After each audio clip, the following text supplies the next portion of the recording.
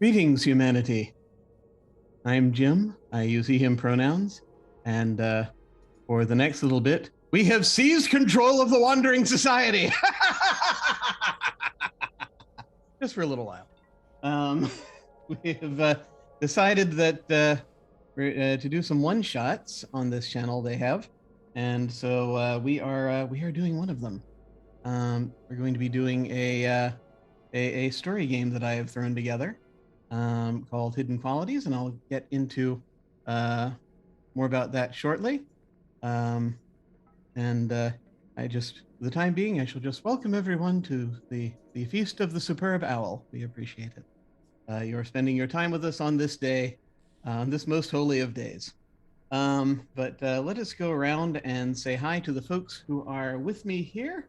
This is a game about space, so I will go around and ask each of you to tell us who you are and a thing you like about space. And I'll start with Alyssa. Hello. Hi, my name is Alyssa, also known as Shawl Tales on the internets. And I like what do I like about space?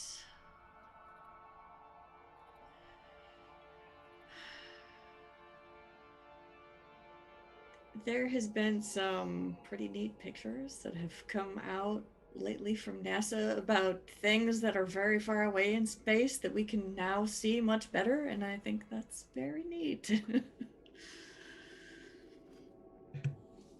That is. Actually, I haven't looked very recently. I know there was stuff. Use the technical term. That had come up recently. But let us also head over and say hi to May. Hello. Muted.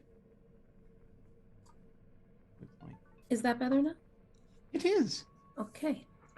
Hi, everyone. My name is May. I use she, her pronouns. My handle is @Madeline, which is pretty much everywhere that it's in use. And one thing that I like about space, I like that we haven't figured out the big mysteries or the little mysteries or the ones in between yet. So there's lots of possibilities. Yeah. I think the thing that I enjoy most about space is that it is still holding back the unknown horrors that lie beyond. And I also enjoy plasma. Plasma's cool. Be afraid. Yeah. Who knows? Who knows? But yeah, no, I want to just say thanks very much for giving us this time to kick the tires on this thing. I've only had a few play tests of it, so I'm very much looking forward to it. So basically, this is a game that I wrote for the Ad Astra Jam that happened over on itch.io a couple of years back, I think it was. I can't remember. Time. What is time? We do not know. But it was a thing where it was talked about just basically writing a game about having feelings in space. And so this is kind of that. It's a little story game, which ideally for 2 to 5 players, it says. That, I've seen it tested with 2. I've tested it with 4 myself. And this will be our test with 3, so we'll see how this goes. We may only, this is more of a demo, so we may be chopping bits out possibly. So we may just see the first portion of it. I'm thinking we can get in probably at least 2 of the 3 qualities. Since we only have 3 people, we can probably do that in the amount of time we have. But we'll sort of see what, we'll see what happens. So I shall recite from the text, as it's very short. It's a very short thing. As for us to get into this, of course, as just as an aside, we have lines and veils in place, and I also use the X, N, and O cards, so folks may feel free to make use of those things as has been the case for time immemorial, or at least the however long that is, however long 2 years is in streaming years. But in this game, you play as a crew on a space mission. You will all be together in a confined space for a prolonged period of time. I'm sure that there are folks out there who can sympathize with that right now. And so, also, by the way, you need to.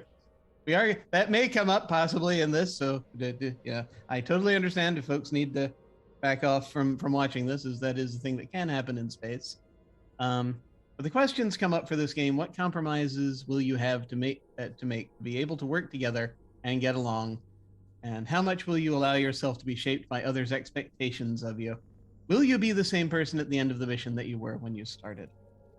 So, speaking of the mission, to begin, we will collectively decide the nature of the mission we're going on, including its location and its objective. Are you going to repair an orbital satellite? Are you on a mission to explore Jupiter's moons? Are you founding a colony in another solar system, or even another galaxy? You can each name a detail about the mission, then discuss it further if more information is needed. So that way it becomes easier if we have, if we just want to sort of have. But do we have a feel for the kind of mission we want to have? Do we want to do the thing where we just each say a thing and that thing becomes true? Is that how we want to play this? Because we can do that. So there was a question that came up about, do we want immediate future or do we want far future? Let's start somewhere in there. How far ahead do we want this to be?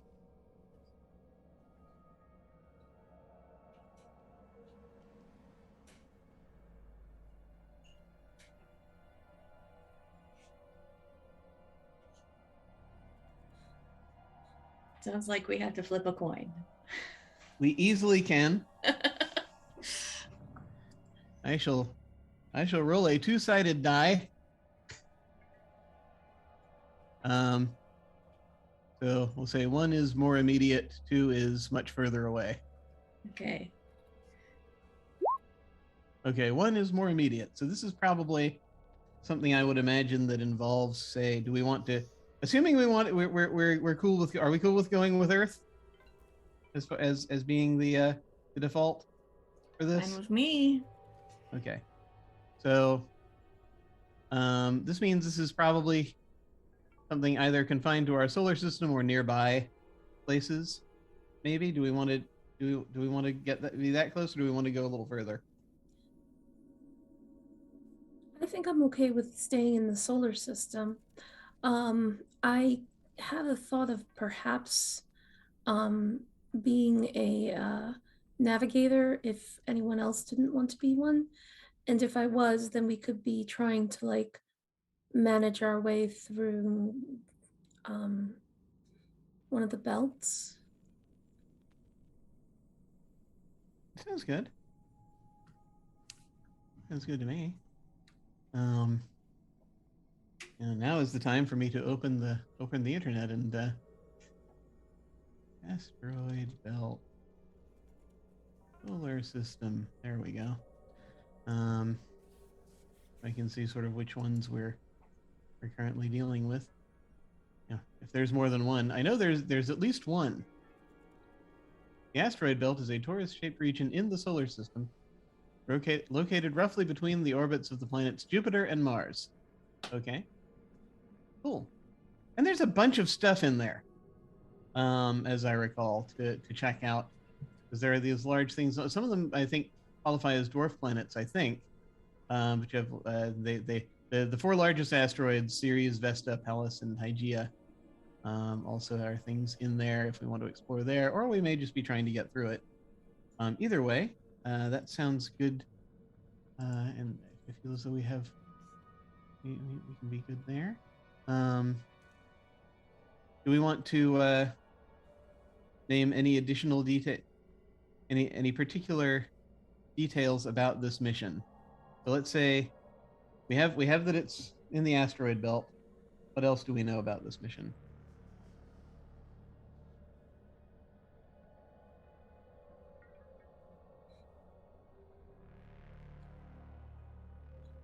Is this peacetime or wartime?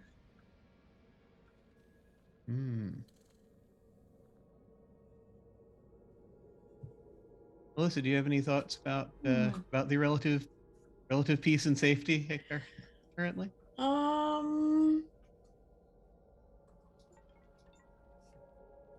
Good question. I was thinking maybe we're conducting some sort of like geological survey or that type of thing, which I suppose could be happening at any time, but it would be more convenient if we were not immediately fighting with anyone. Take that how you will. We have only a few months to gather rocks. Yeah, if it's a geological survey, then yeah, well there are, obviously. So is this maybe something where we're one of the initial? Are we going up and mining asteroids? Or are we getting ready for that? I should say, not that we're doing the mining, but we're surveying the asteroids to see whether or not we want to mine them, or if we want to do other things with them, that kind of thing. Are we? I'm assuming the asteroids, because I sort of feel makes sense. Yeah. I like that idea.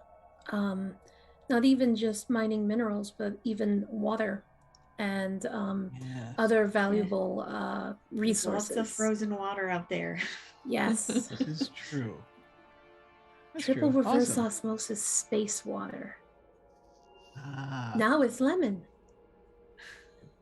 How they got a lemon tree to grow up here on Ceres, I don't know, but somehow.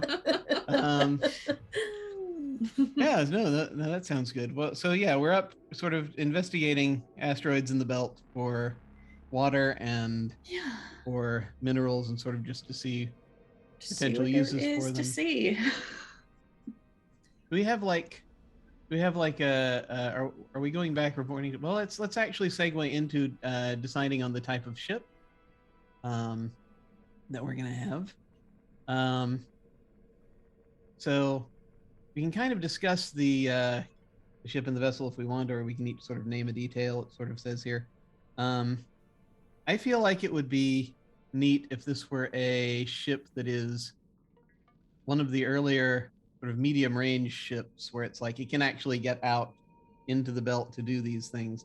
I mean, we've been able to, I think by now we perhaps have sent people past it to Mars.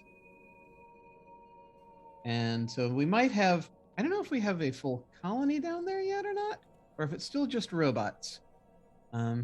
Maybe there's a robot colony. I don't know. But we've got like that, and then maybe we have a space station. maybe we're doing something up on the moon. I'm not sure. But do we feel are we feeling that it's sort of like one of those where we've got now the ship that is built more for maneuverability amongst asteroids, that kind of deal? Seems practical. Okay. That works for me. What is another thing about the ship we should know?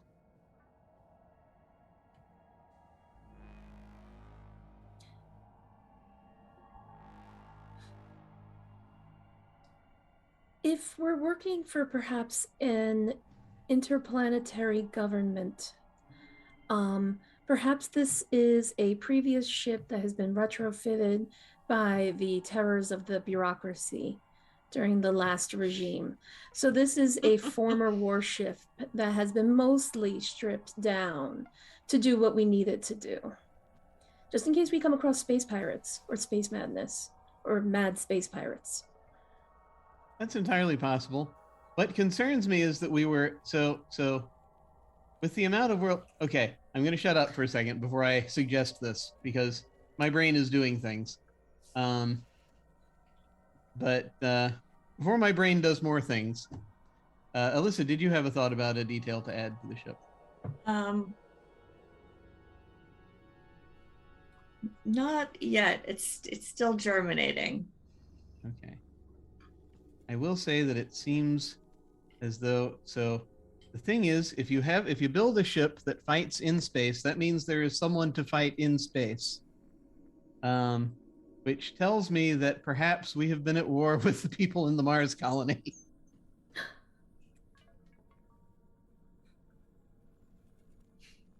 Because otherwise, I feel as though most fighting would happen on Earth unless someone else broke off at some point and colonized something else. True. Did they? Ooh. So, like, you have things where you could have had like a moon colony, which, although that would have been a very close quarter fight, we could have had colonies in the asteroid belt. Maybe we're coming back and recovering those. I don't know. But then that means we'd have to deal with people, and we probably shouldn't be dealing with people where we are. So a peaceable junker, I'm fine with that too. Well, it's peaceable now, as you're saying. Is if it was previously a warship, then I'm just wondering who it was we were fighting. So were we fighting Mars? Were we fighting some external threat? Or what do we think?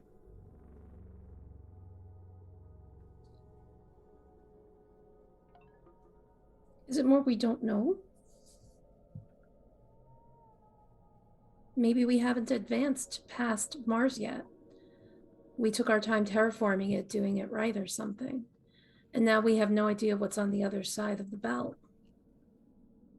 If that's the case, then I wouldn't call it then necessarily a former warship per se. If we then it would be more of a like, we could still say it was retrofitted if it had a previous thing that it did, but it was more of there was perhaps a reason that it needed to be defensive. Maybe there were large rocks flying in or something, meteors, what have you. What if after the Mars colony was built, there was a big upheaval down on Earth, and that regime change ended up with a couple of different factions fighting over who got to keep custody of Mars. So we were just fighting ourselves. Us? Humans fight ourselves? Sounds made up. Oh yeah, that's entirely possible. If we had multiple Earth factions, I suppose, if the idea is we were fighting over Mars, then we could have each had factions trying to. I'm going to borrow from Space 1889. We could have had multiple factions that were trying to get ships to Mars. And so we were sort of fighting each other in that way. possibly. Yeah. And there was a certain amount of unrest, and you had these two main factions that at that time were the biggest factions on Earth. Um, and and they and we had to and so there was it was there just in case for defensive purposes, if nothing else. But now perhaps things have settled down a bit. Perhaps now there is just the one major world government, or the other one isn't something we have to worry about anymore. And we are out checking out asteroids for an extended period of time. Does that sound good? Yeah. Okay. We should give the ship some name or other.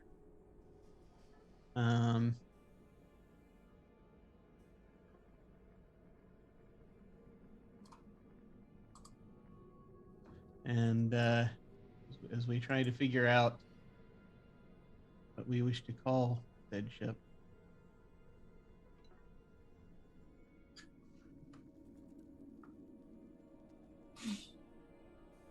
I live in terror for a moment, remembering who I'm asking. But do we have thoughts on a name? What about the Graveler? Interesting. I actually kind of like that. I like it. Graveler. Awesome. Okay. Well, I just realized I have nowhere on the playmat to put the name of the ship, so I'm going to put it below. That may not be its original name, but it's what we call it now. Yeah. Graveler. Cool. I like it. Simple.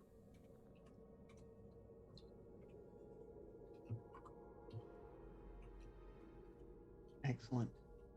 Okay. So, this now comes the time when we figure out our characters. So we should obviously give our characters names. We should choose roles on the mission. Now, the ones that are listed again: commander, scientist, engineer, navigator, medic. May, you said you're interested in navigator? Yes. Please. If that's okay. Okay, yeah. Go for it. Yeah. Melissa, Maybe do you have you'll get to do do some loop-de-loops this time. Loop-de-loops. You never know. It might be necessary in the asteroid belt. Who knows? If this ship is supposed to be more maneuverable than previous ships. Alyssa, do you have an idea of what role you want to do? I was thinking maybe scientist.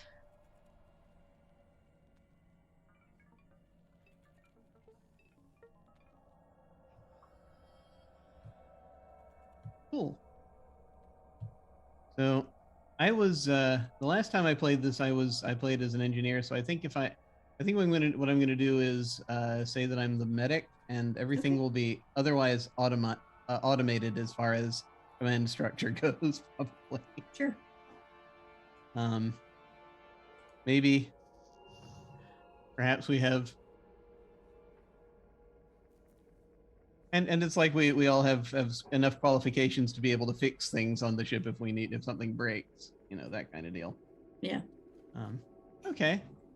So go ahead then, if you would, so that I can see them. If you want to use the text tool in Mhm. Roll20, you can start throwing stuff down on the playmat. And just kind of claim a rectangle.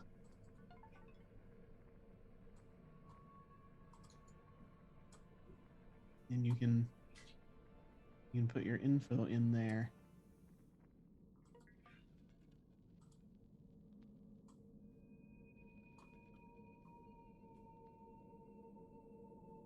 I'm going to go ahead and grab the one on the bottom right.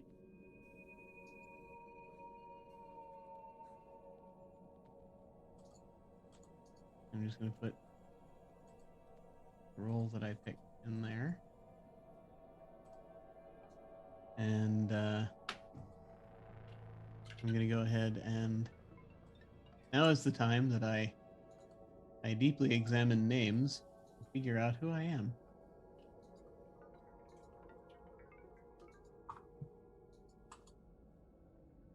And this is the part where we stare deeply into our name generators.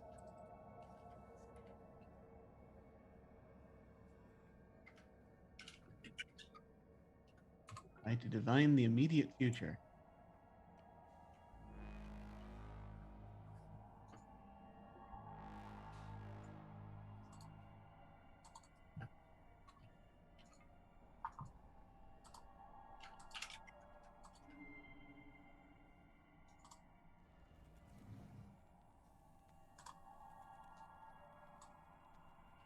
Getting some very strange names on the name generator today.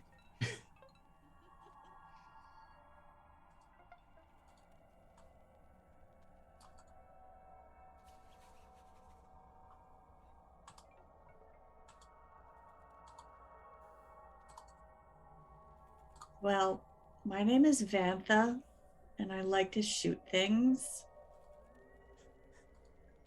Photographs, mainly. Yes, yes. Nothing too strange.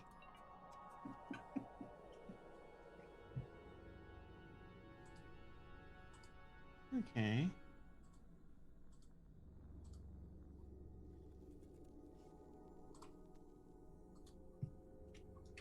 Trying to see which thing we which thing I want to use here. May, did you have a name? Yes. I chose Rena Horn. Okay.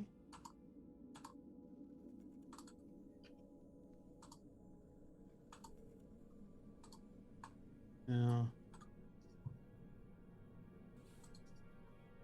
I think, yeah.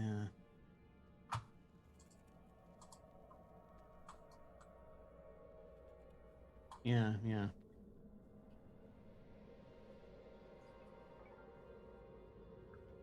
Now my character's name, he says doing quickly Googling to make sure nothing weird comes up.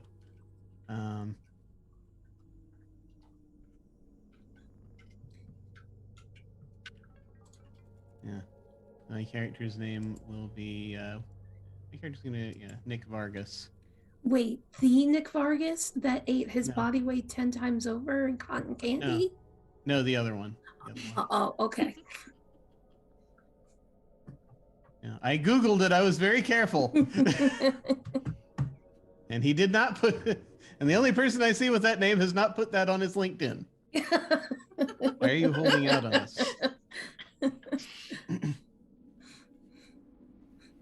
Why are you holding out on us, Nick? Why? Anyway, he says to random people. Oh yeah, Dr. Vargas. And so now, once again, as has I shall explain to the audience the next steps, which you have actually already begun. Awesome. Oops. Oh no, feel free. That's feel free. But each character starts with one. The way this works, each character starts with one visible quality and 3 hidden qualities.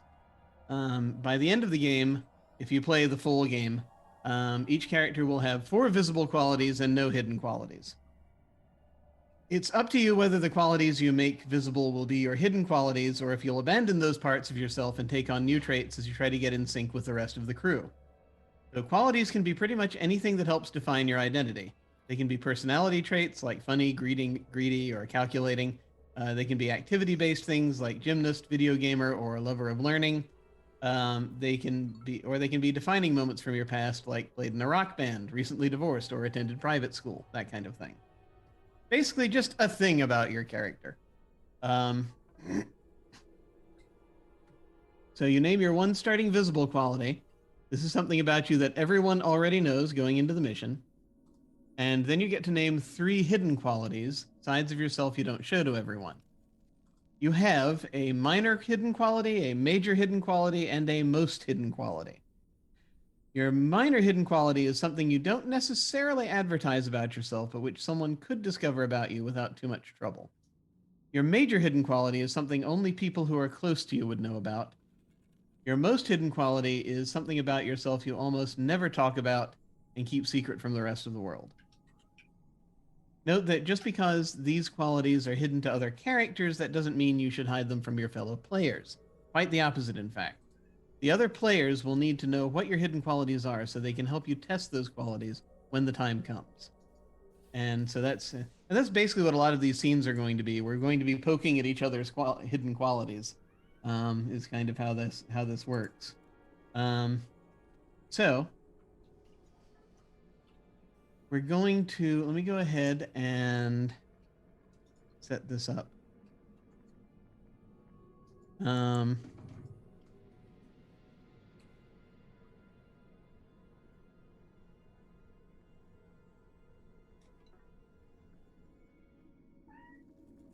Oh, there it is. Yeah. I see a cat. Okay. She's very distressed. I'm so sorry. Hope it gets better. I heard a cat, but I thought it was mine. It'll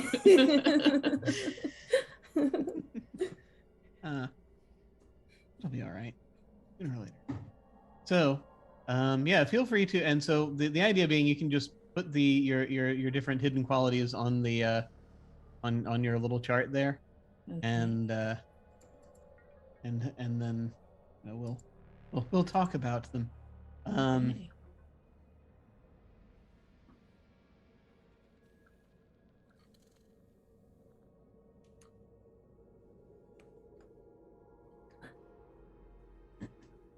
I think that I'm gonna go ahead and I was going to make my character very quiet, but now I'm looking at the other two visible qualities. This is the game where no one talks. Yeah. This is the game of utter silence. You realize who you have at your table right now. Yes. Yes. I should consider an alternate. Here. You might remember this about another character named Vantha. That looks familiar. So I see that we're getting there. Let's see.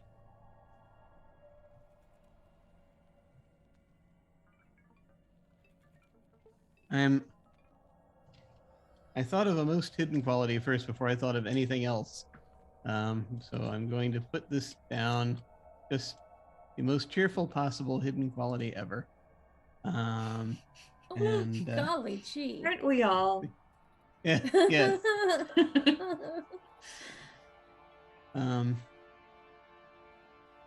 Welcome to your Sunday afternoon existential crisis, folks. Slowly being drained of the will to live by Vantha's intermittent puns. Yeah. Oh God. We're gonna need to pull this role-playing game. If that's the case, it won't be. Hang on. I need to make it less slow. No.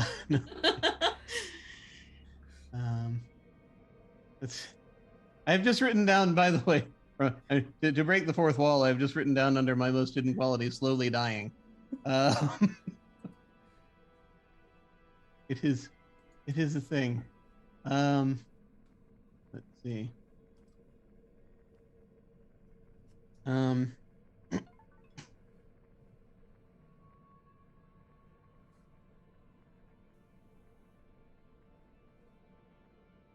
think I will go with that, assuming I am using that word correctly. I assume that I am. Yeah. Why do I see this person with Danny Tanner style hair?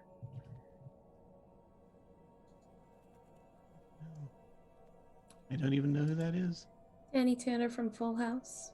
That's why I don't know who that is. Yeah. I think, yeah, any show that was ever opposite Quantum Leap at the time that it first aired, I'm afraid that I have absolutely no connection to. Fair. There was no time.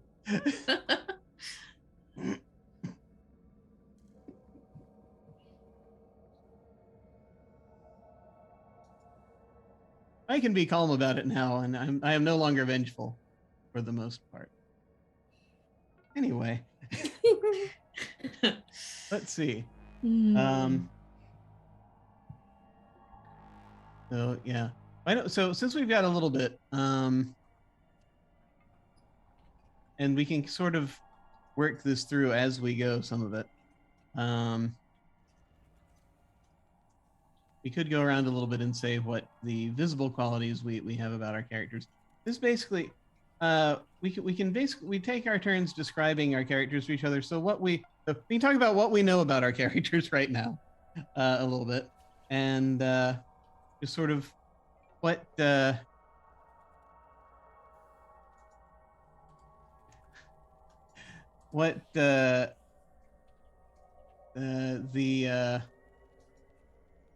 we actually just want to sort of say, if we were to give little introductions about our characters, for humanity, tell us about your characters. Tell us about your characters. I'm going to while we're figuring these things out, what do we know thus far about Vantha? Vantha is short, athletic. You know, she likes to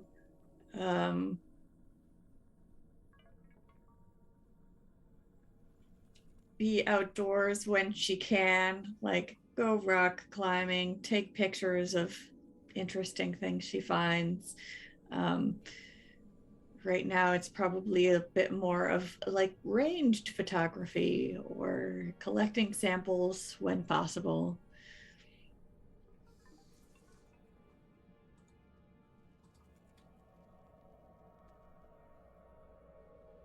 Cool. And what do we know thus far about Rena? So, Rena is a tall, slight woman. She is a mousy motherer. In fact, if you're not talking directly to her or engaging her in conversation, it always seems like she's mothering about something. Looks like she's counting on her fingers often.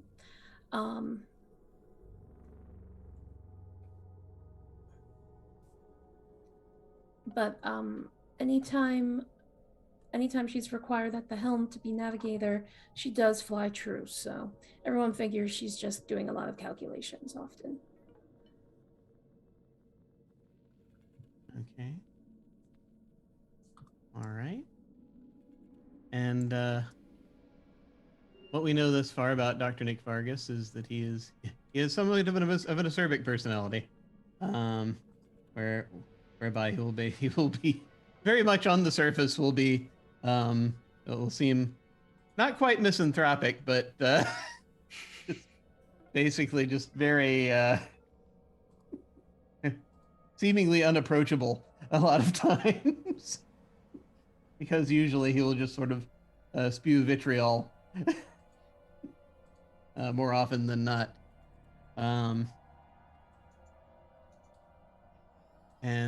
So that's what I have set up for him. And so the next part of this is that your character has just gone through a phase of training and mission prep with your crewmates. Mm-hmm. And you'll have the opportunity to tell mission control of your first impressions of them. Each character gives their quick initial assessment of each other character, and answering 2 questions during their during the initial communication with mission control. One is, what do you like best about this fellow crew member? And 2 is, what are you most looking forward to doing on the mission with this crewmate? And you give that for each of your fellow crewmates. Do we feel as though we know enough to begin that process, or do we need to know a little bit more?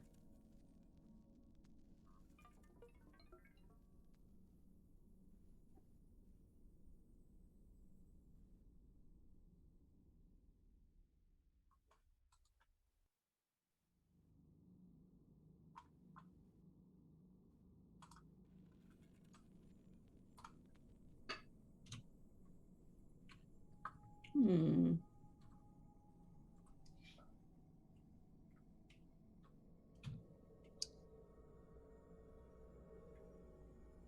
I am still slightly working on my most dark secret. I'm trying to encapsulate it in a few words.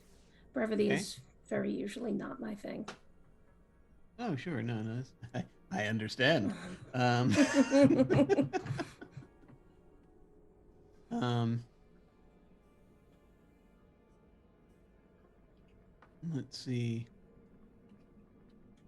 Well, if you like, let's see. How do we want to do this? Um, do we want to take a little time to? So I'll ask you folks. Do we want to take a little more time to sort of workshop our different qualities so that we've got them all ready, or do you want to, or shall we just sort of start uh, going through the mission assessments where it's like maybe I'll start and then we'll work around. Which way do we want to do that? I'm good either way.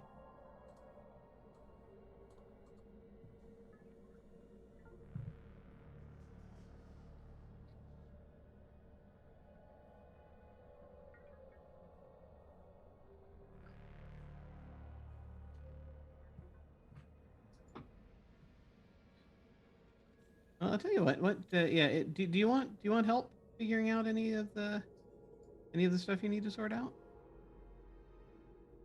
Your characters, or do you just sort of want to just kind of just kind of take a moment and uh,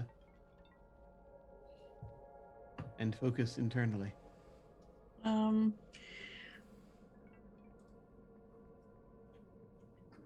I think I'm probably good to start going around.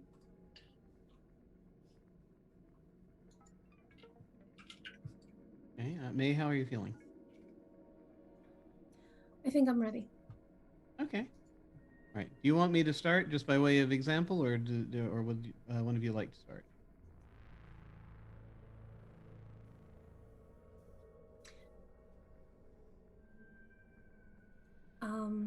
An example would be helpful for me. Sure. Sure. No problem. Um. So I think what we'll say is that we find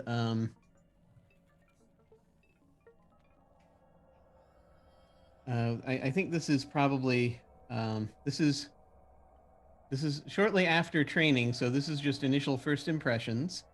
And so this is we are kind of I think we've only been underway for a very short time. I think we're probably on approach to the asteroid belt. Um, and and Dr. Vargas is in his med lab doing the recording his initial assessments as we're setting up. Um, and he has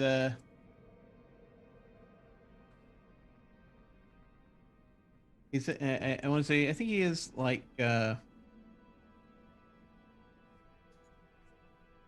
is slightly he has like slightly unruly dark hair, and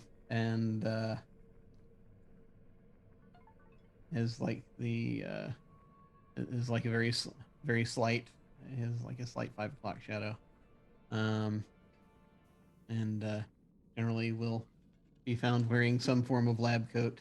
Um, as he's here, I think the ship is. How big do we think this ship is? Is it? Are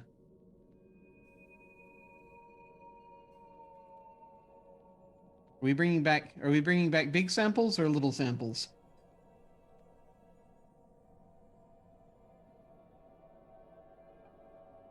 Hmm. It needs to be smaller than the Millennial Falcon, but larger than a TIE fighter. That works. That scale works very well. Okay. Okay. No, that's a good picture. So sort of in there, in that range, in that kind of medium range. Um, We've got sort of a slightly cramped med lab where he's kind of sitting there, and you see various things kind of. Do we have artificial gravity on this ship, or do we have, or are we floating?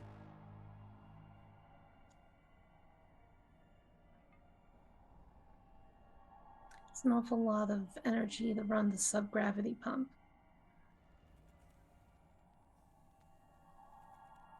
So maybe we only kick it on if we if we absolutely need it. For the most delicate of operations. Yeah. So I am probably not currently. So there's nothing. There's nothing currently on fire or boiling in the the medical bay. That's important. In the, and so he's essentially is basically was taking, you know, these different just sort of looking at blood samples that from everybody, and just sort of has been setting them down, and he's sort of going through, you know, the different using the various equipment. He goes and he punches the recorder on so that he can finally do this report, and he's like,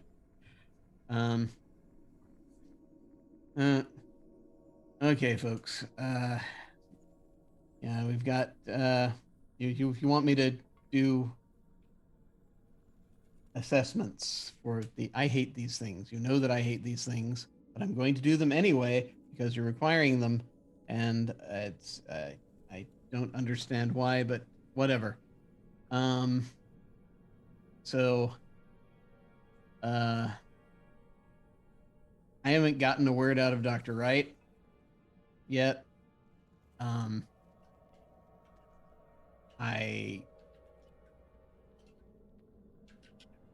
It looks like I've just mostly been looking through texts relevant to the mission coming up, so that's good.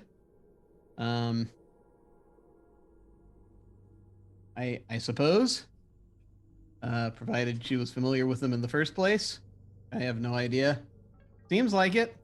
Got qualifications. She wouldn't be here otherwise. But for I guess we'll know when we start actually picking up doing our exciting task of picking up rocks and staring at them. And just so, but it doesn't look like she's going to leap out and try to, as far as I can tell, yeah, hopefully she's not going to leap out and try to go too crazy grabbing the rocks, so that I don't have to keep her from dying too terribly often. Our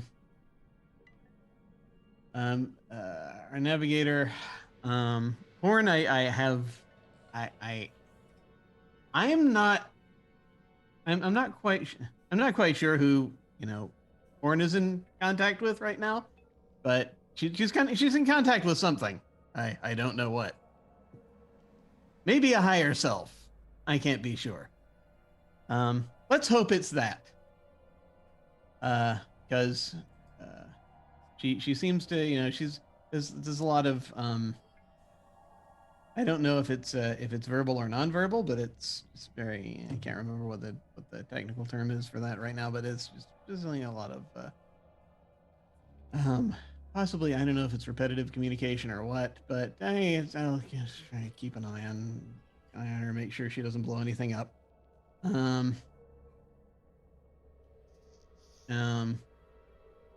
supposed to say something I like best about them. Okay. So yeah, right. Seems probably competent.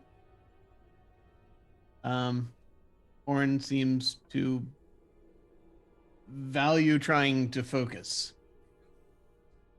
That sounds good, right? What is this other one? What is this? What are you most looking forward to doing on the mission with this crewmate? Yeah, okay. In the case of Horn, I'm looking forward to us going to the right asteroid. That'd be great. With Wright, I am looking forward to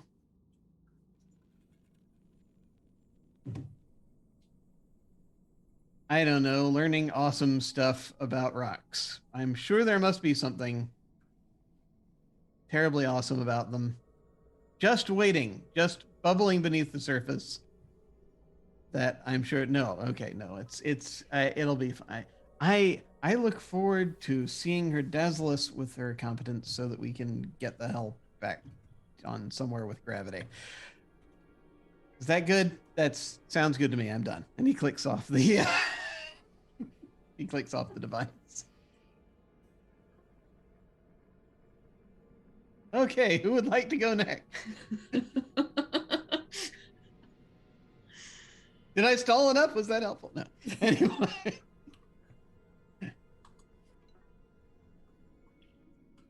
I'll go. Excuse me. Okay. So, Vantha almost always has some sort of book or tablet or file or, maybe sometimes a camera. She's always studying something, taking notes. Most recently, she has been writing out what she wants to put into her report, so she only has to record it one time. There have probably been several false starts, much typing and deleting. Anyway, so by the time she actually sits down to record it,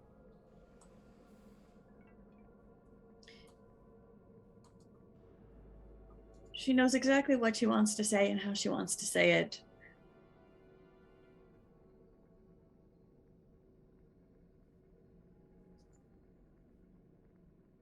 So, about Dr. Vargas.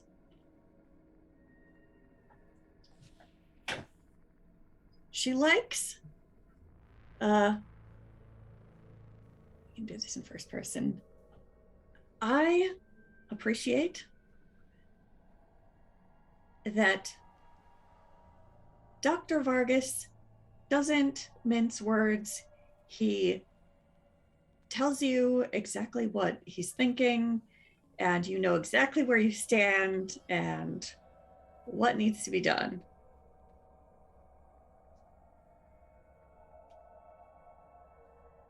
I look forward to this being a very efficient mission with good and clear communication.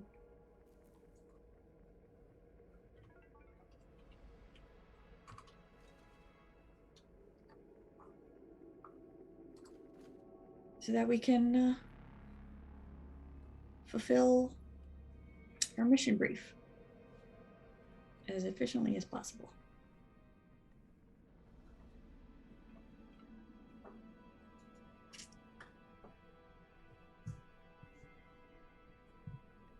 About our navigator, Rena Horn.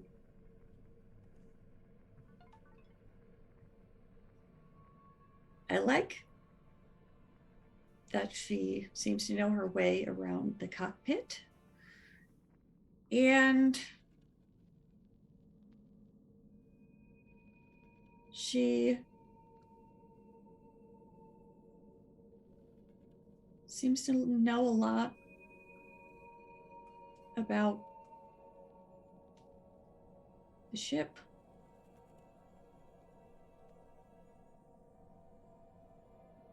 I look forward to being able to navigate the belt much more efficiently and safely. That's important. That's important. Because we all want to get back in one piece.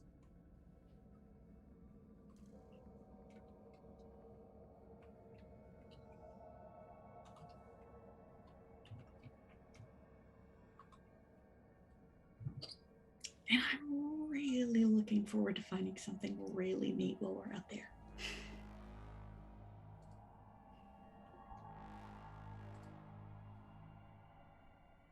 That's all.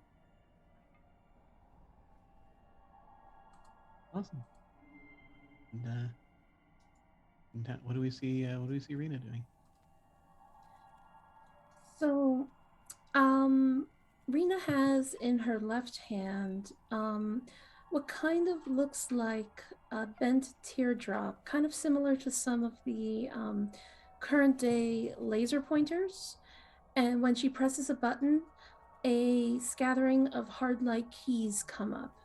And much like as a stenographer would write, by pressing certain combinations, that would create certain words. She is following complete standards and not relying on speech to type. She's going to manually type everything with her left thumb.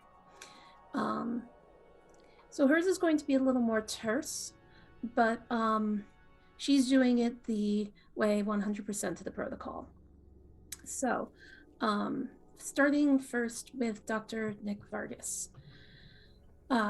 Like best, bullet point. Asked about birthday of each person on crew. Was seen writing it down. Sub-bullet. Also asked casually at some point in each conversation, at least once, favorite flavor. Follow up later.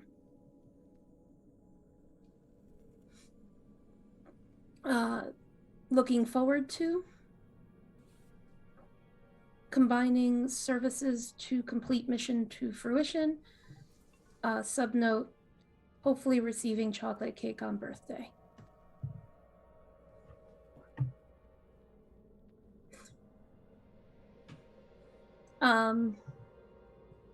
Then for Vantha, like best, Vantha appreciates classic 2000-odd cult classic movies such as, then she lists a couple of movies, but all of them were major blockbusters from the 2000s, with the exception of 1999's The Mummy with Brendan Fraser, because that is just a classic movie all around. We all appreciate the classics, and since they've been transcribed to Hardlight, perhaps we can watch them in the near future. Look forward most on completing mission to satisfactory levels and learning something new about these rocks and how I can use them to manipulate the Graveler further with less use of fuel.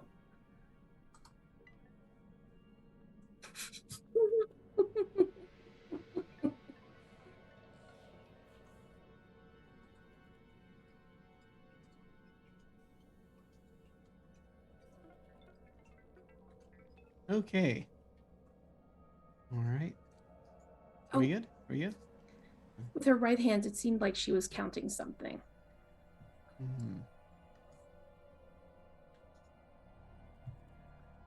Okay, okay.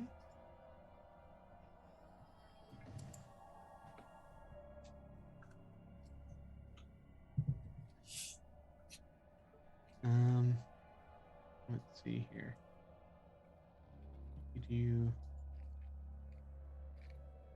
So, at this point, we have reached the gameplay section. Congratulations. The mission begins. It is played out in 3 rounds, ordinarily. Again, for those of you just joining us, this is a demo version, so we're not going to necessarily be going through the whole thing. But you decide what order you want to go in. On your turn each round, you get to play out a scene that may or may not reveal one of your hidden qualities. Each character gets 1 scene per round. In the first round, you'll test your minor hidden quality. In the second round, you test your major hidden quality, and in the third round, you test your most hidden quality. So, on your turn, you choose an activity, and among the activities are work, repair and maintenance, discovery of something, and recreation. And you choose at least one other crew member to have the scene with. You'll be performing your chosen activity together in that scene. The scene must test this round's hidden quality in some way, whether through circumstance or through other players asking leading questions. or simply via a desire of your character's part to share their feelings. And no matter how you choose to set things up, events in the scene should lead you to a point at which you must decide whether or not to reveal that quality to your fellow crew member. And so basically, if it's not your turn, but you're in the scene, your job is to poke at the hidden quality that this scene is talking about, to see if they will give it up.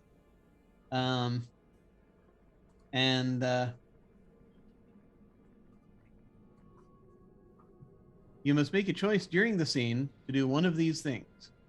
Make the hidden quality visible to the crew, adopt one of the other crew members' visible qualities, or create a new quality to make visible. Just make something up on the spot. In other words, lie about yourself, and that becomes truth. Bring the scene to an end as reasonably soon as you can once this decision has been made. Don't make the scene about something else, extend it to another location, end up focusing on a different character, etc. Basically, everything that you might do that may make your game a fiasco go for 6 hours. Don't do any of those things. Finish the scene once you've made the choice. If you choose to reveal the hidden quality, not calling myself out on that at all. No, not at all. If you choose to reveal the hidden quality, move it over to your list of visible qualities. Everyone will now identify you with it for good or ill. If you choose to adopt another crew member's visible quality or create a new one on the spot, cross out the hidden quality being tested. It is no longer a defining quality for you and will not be revealed. If you adopt a visible quality from someone else, copy it down onto your list of visible qualities. You are becoming more like them the more time you spend with them. If you make up a new quality to exhibit in this scene, write it down on your list of visible qualities. You have made a permanent change in your attitudes and behavior to adapt to the stresses of the mission and your interactions with your crew. And then you move on to the next player's scene. At the end of the first and second rounds, everyone does a mission report. So we come back and we revisit what we just did, and we do it again, only slightly differently. So let's see. Yeah. Are we frozen?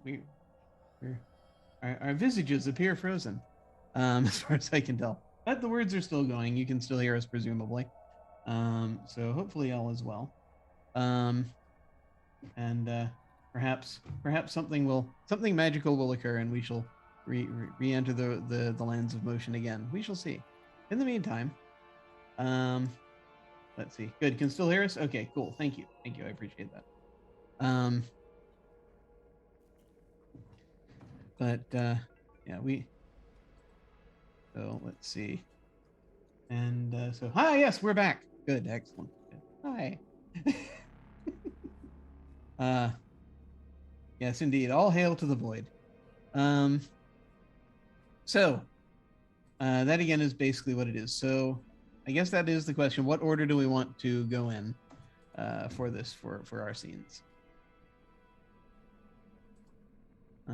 We want to go just in the same order that we just did, or do we want to change it up? Doesn't really matter necessarily. Do you want me to go first again, basically, I guess is the question. And you could always let the dice decide.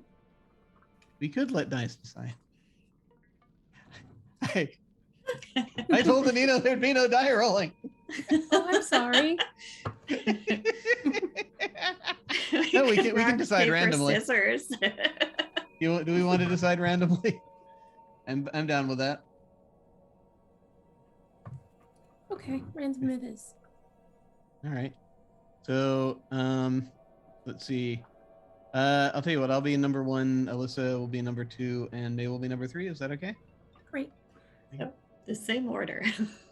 Hey, that was the order that was just in my head. So, but no, that's on the die. I'm now going to roll a virtual die. Tell us who goes first. Oh, okay. And then we'll see how that. Oh my God! All right. I understand. Okay, excellent. Because that means, Alyssa, that you will go first. Okay. And And now we have to figure out who goes after you. Come to think of it, so One to I'll be two. 1 and May will be 2, and May. So it's Alyssa, May, and then May. Great. All right. Now that we figured that out, yeah. So you get to Alyssa. You get to choose an activity. Okay. What do you want to do it with?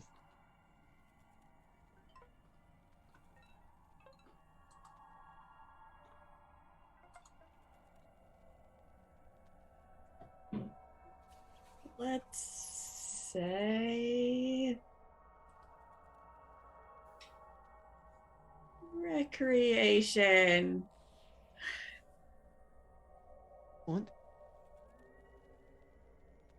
And with whom are you recreating? I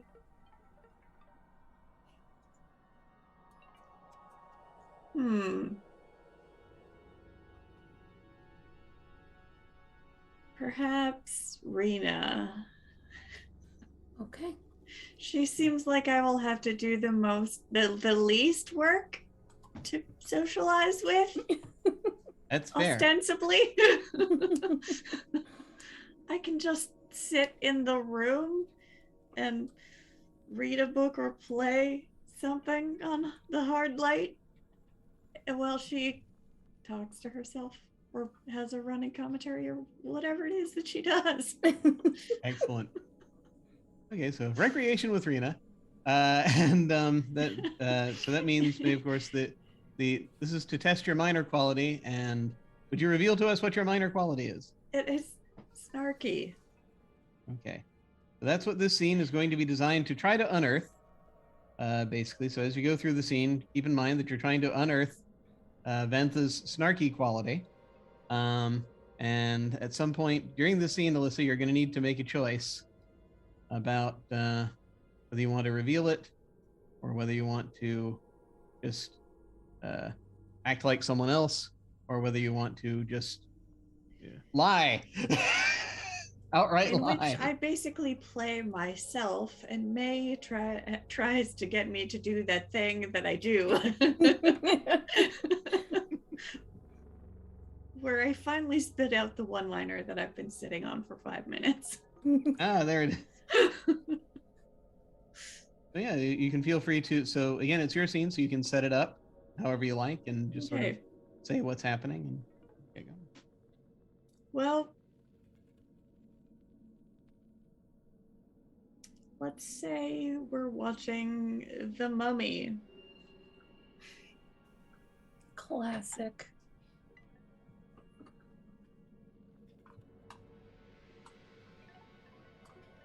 And I think Vantha is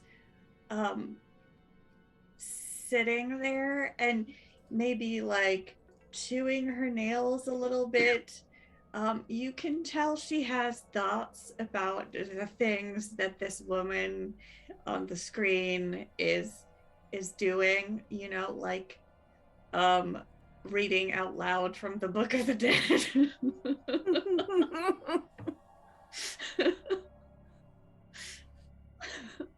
But I'm too sober to say them out loud.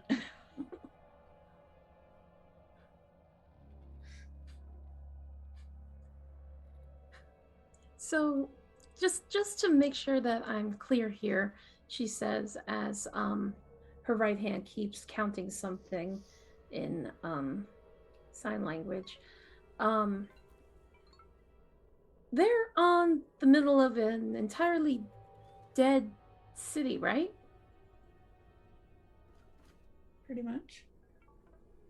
And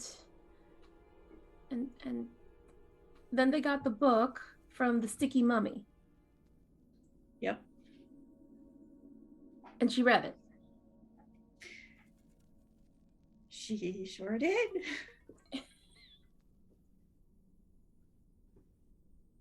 And they kept her around after she tumbled all those shelves?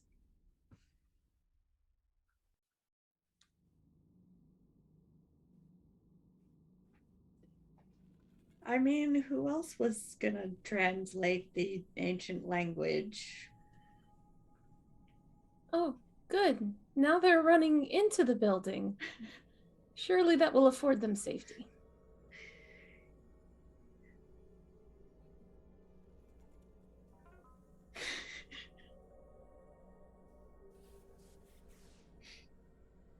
Are you okay, Vantha? Nothing could possibly go wrong there.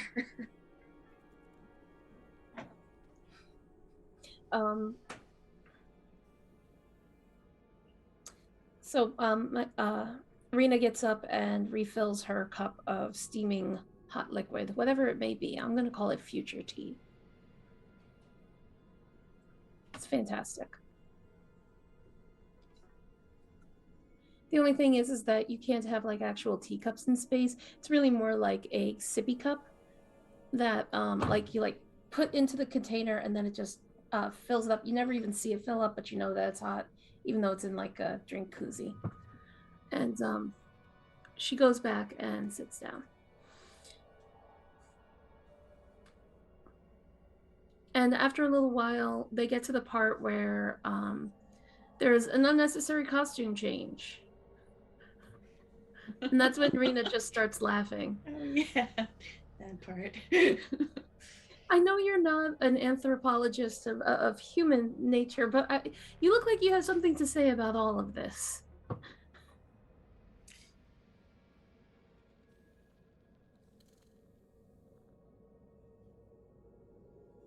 Oh, it's not important. I was just thinking about how every movie from around this time has like the makeover scene.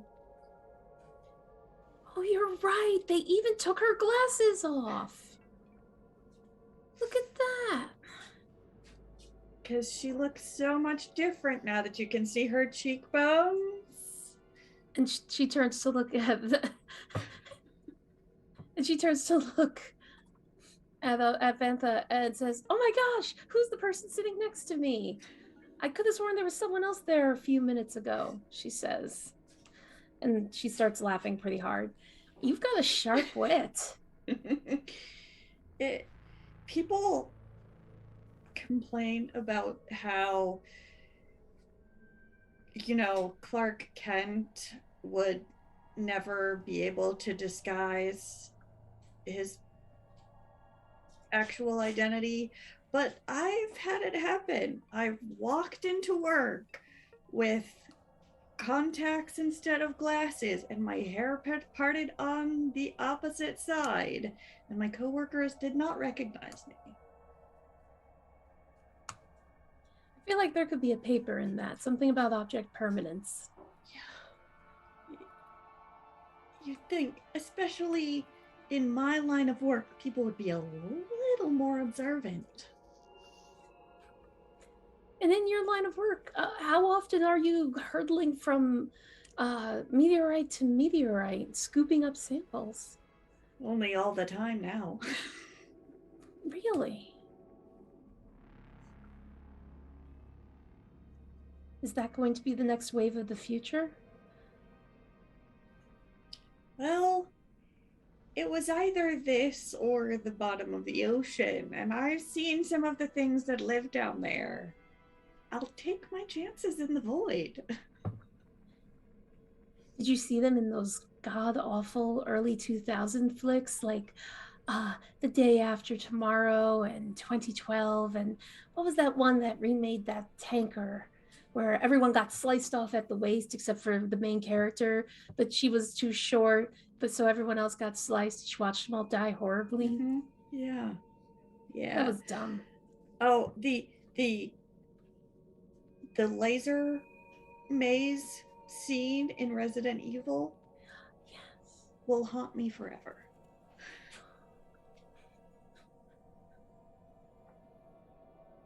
A pure classic right there.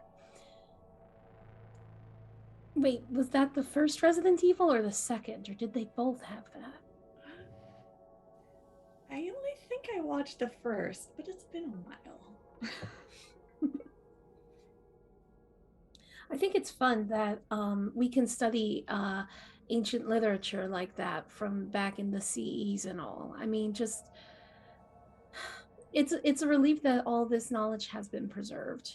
I mean, if we didn't have it, where would we even be right now? We would be back in practically the Dark Ages once again, just everyone mothering over the same fields and wondering why the crops aren't growing.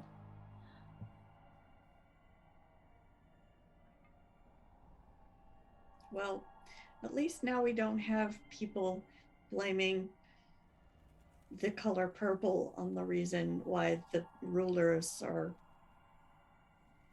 running around in their underwear.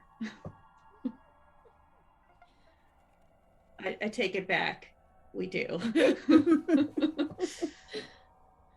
Well, anyone who's rich does think that they wear the best clothes, don't they? Maybe we should give them a makeover, take off their glasses. If only it were that easy. But do you think that really would work? If I just put on a pair of glasses, would I just be a totally new person?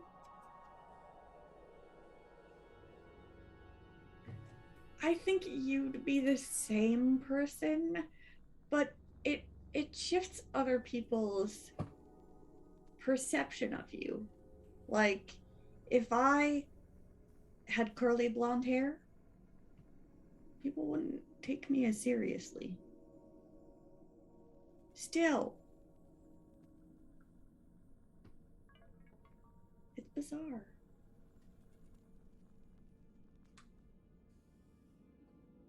Have we hit the revelation at this point? I think we have. Okay.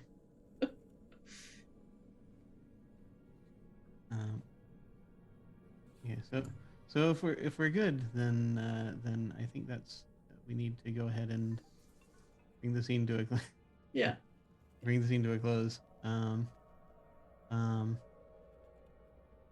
Since it's because then Yes. you go on too long, it risks Nothing becoming from about Legally something else. Blonde.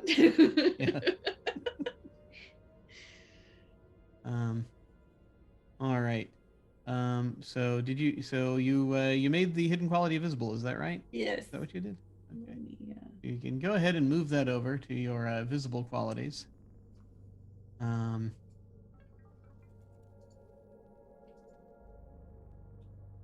And so now we would move on to May.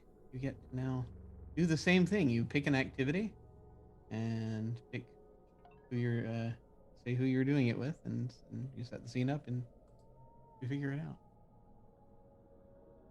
The scene to test your and your minor hidden quality. Yes. I think I'd like to go for work. Being up on the bridge. And I think I'd like to chart a course. I think I'd like to have the doctor with me. Excuse me. Okay. And tell us your minor hidden quality that we're testing this scene. Okay. My minor hidden quality is that I am bound by rituals.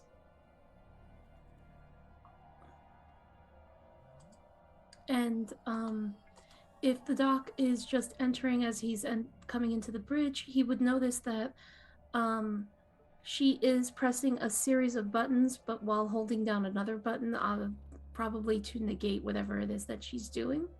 And she seems to be doing it, and every so often she would make a little sound of annoyance and then do it again as if she's trying to hit the right pattern. Okay. All right.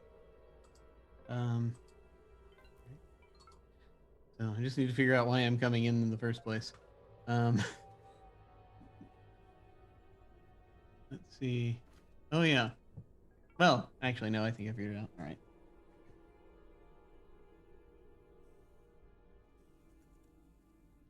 All right. Are we ready? Yes. Okay.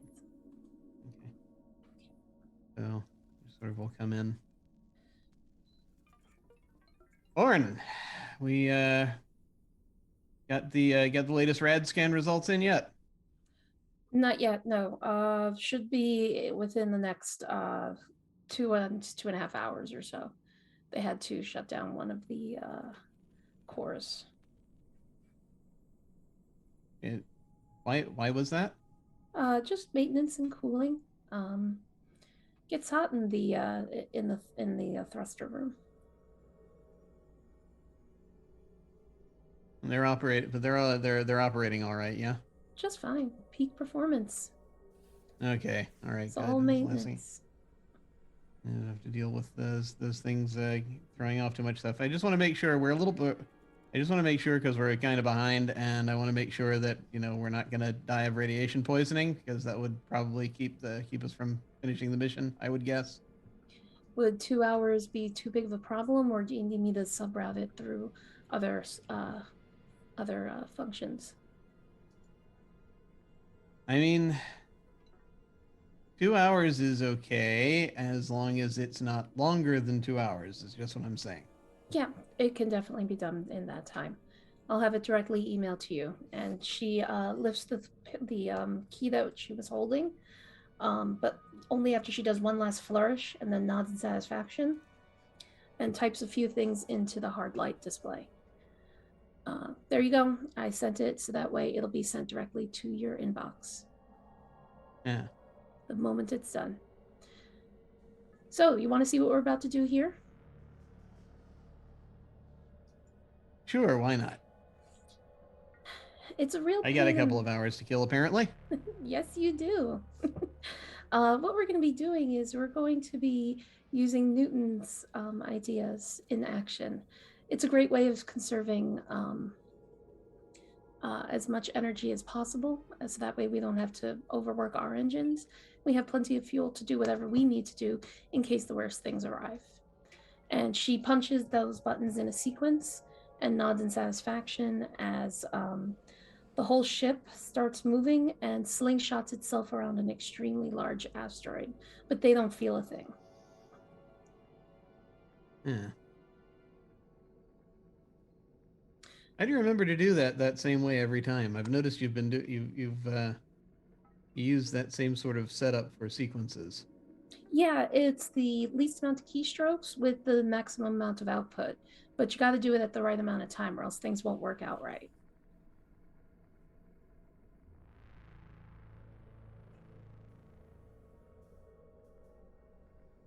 What'll happen if you don't do it in quite the right order? Well, then it's just a much more rocky start, and then I'm just not going to be in the best of moods. And nobody likes a pilot in the worst of moods. So, it's more about an internal mood management, really, than necessarily the safety of the mission, or anything silly like that. If I'm not at my best, mission can't be at its best. Isn't that right? Well, you've got me there. Yeah, no, that's I mean, that's pretty much that's yeah, that's pretty much, encompasses most of what they tell me my job is, to make sure that everybody's operating at peak performance and that they're healthy. I just want to make sure that they've got that also with, got that in more, that the thing is that goes beyond the physical. Yeah. So I mean, that's what I'm saying is that sometimes not everything. Have you been out? Have you been out on? Have you done? You've done space missions before, yeah? Yes. Okay. Dozens. So.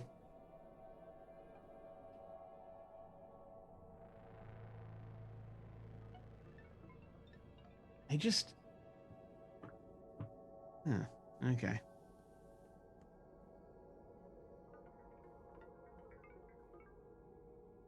You think it's crazy? I just was trying to figure, yeah. Well, no, I didn't say that. I mean, the thing is that I know. I mean, look, everybody's different, okay? But if there's a particular thing, what I'm saying is, for me to do my job, if you've got a thing that I need to know about, then I just want to make sure that I know about it so I can factor it in when I'm helping to keep people from like dying and all that. That's all I'm saying. Great. I will surely let you know if anything like that comes up. But here's a question for you. If you don't mind, Doctor. You are taking care of us, but who's going to take care of you? Are you filling out your RIRs, your reportable incident reports? Oh, yes. Oh, yes. No, I have. No, that's again. This is the thing that they tell us to do. So, kind of the point. I think that I just was kind of curious. I just want to make sure that you're good here, so we can. That I mean, this obviously this that's going on here, we're not flailing about, so this is flawless, and it's fine. I would hope so. I'm not But some sort of newbie straight out of camp.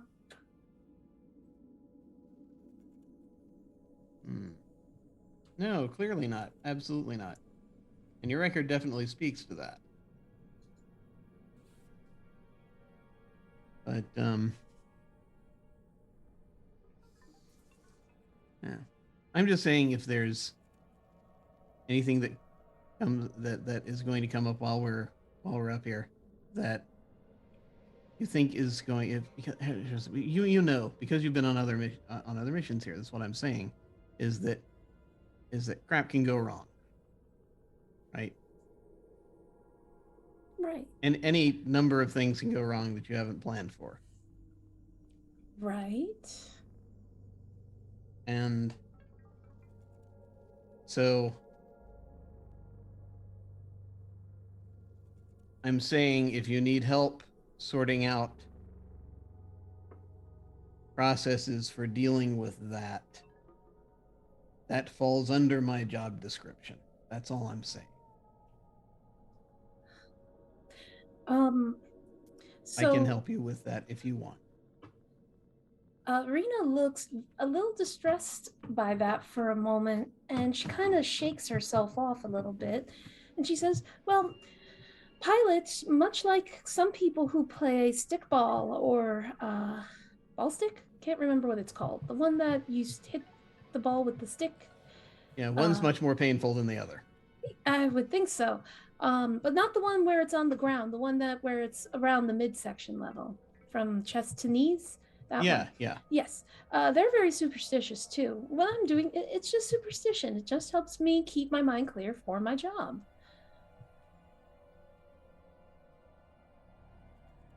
Yeah, just sorry. No, go ahead. I was going to say, it's not that I'm going to wear the same socks for 37 days. It's just a little counting.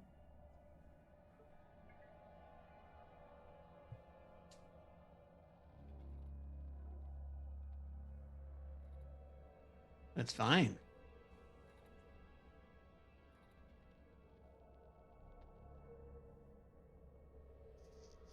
I mean, anything that keeps us up here. Oh, don't worry, Doc. We will finish. We will come back with so many different rocks. It'll make your head spin. Oh, I've been working on a pun. This mission is going to be the schist. How did I do? I'll have to think about it. Hang on. I need to take some time to reflect. He says, slowly pulling back. I need to take some time to reflect and absorb that and figure out the balance its merits. And I don't know, this may be something. And you hear this actually as he's turning around and walking away. He says, "I don't know. This may be something of a thesis project. I shall have to delve into it. I just need some time to recover." I don't think he lava'd it. Still in earshot, by the way.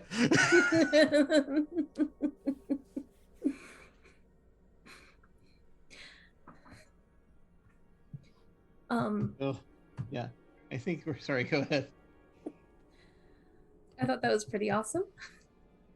I do want to say that not by the end of that soul cycle, but within a few soul cycles, Dr. Vargas will see Rena show up at his door.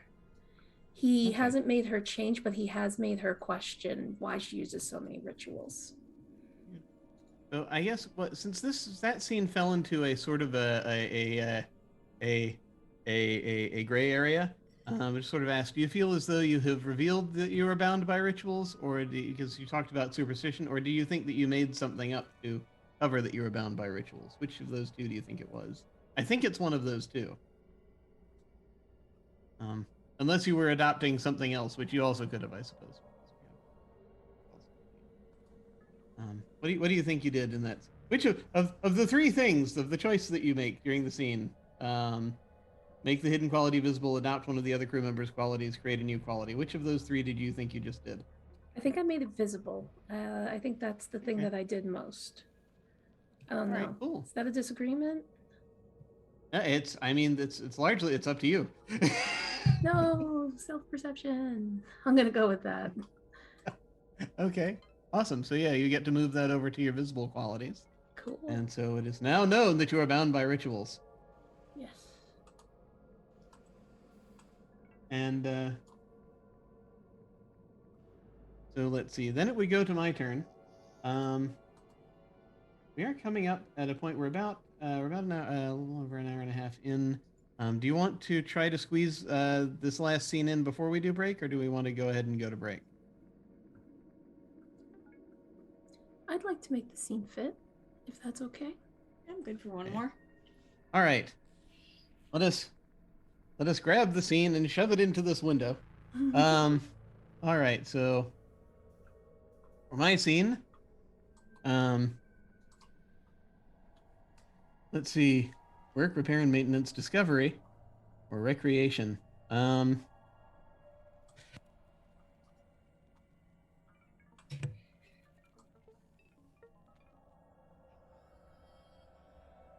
think that since it's just the three of us, again, we all have to do, and we've just sort of done work. I think I'd like to do repair and maintenance with Vantha. Okay. I think that it probably is a case where maybe there's something either in your lab that we're fixing that has broken. I think. Well, yeah, I think it's got to be probably something. Yeah, because otherwise it's either that or we're scraping something. Right. That? Maybe I am, cleaning and polishing lenses on various pieces of equipment. Okay. So maybe I'm helping you do that. Yeah. And those were basic, it's, I don't know if we've collected much in the way of samples yet. But it may be a thing where it's like there's either we went through something and have to, where it's like maybe we've done a little bit, but we have to just recheck the your inventory and just make sure that your stuff is good. We periodically have to do, but that's and make sure we're tuning up some of your equipment, and we're polishing your lenses and such.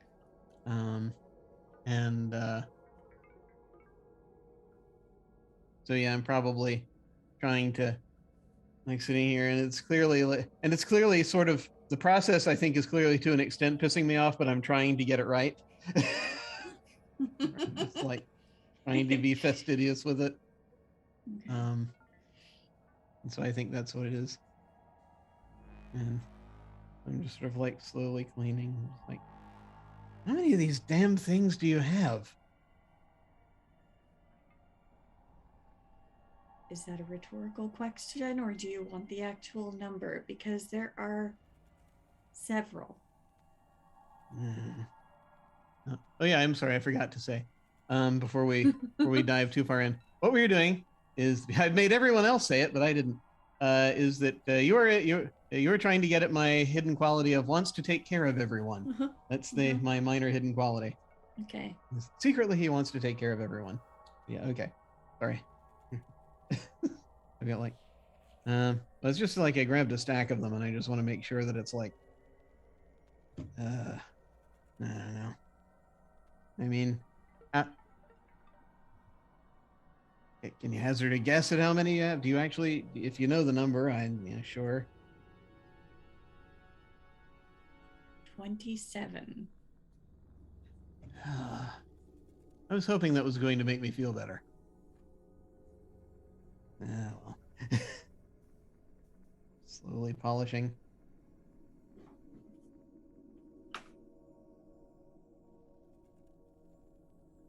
You know, you don't have to be here if you're feeling out of your depth. I know you're not this kind of doctor. It's like I mean, okay, I get that, this crap is they spent all of the resources on this crap, and so I'm basically like working practically with leeches in there. But this is so, I mean, it's fascinating, but on the other hand, it's like, I don't know. It's like, I just want to make sure that you don't have enough resources in your lab. No.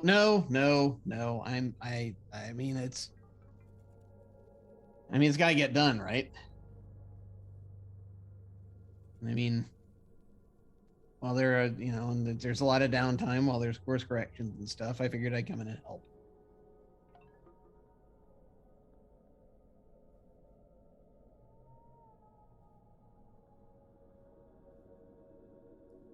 You don't have to be here if there's something else you'd rather be doing.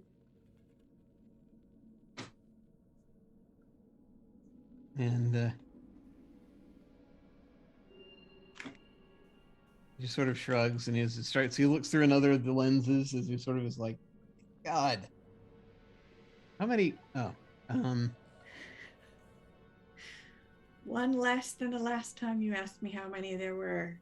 I don't know. It's just like this one lens is like it, how many it's different fine. ones you don't inside have to be here. No, it's fine. I'm sorry that I want you feel to. like It's you very... got the short end of the stick. No, I don't know. I mean, what do you think? Do you think I'm going to come in and pilfer your lenses in the night? No, I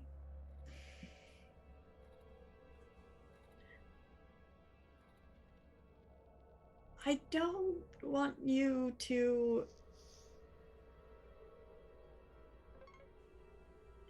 feel like you're stuck here with me, like being in here is rubbing salt in the wound or something like that. But if I mean, do you want more to do?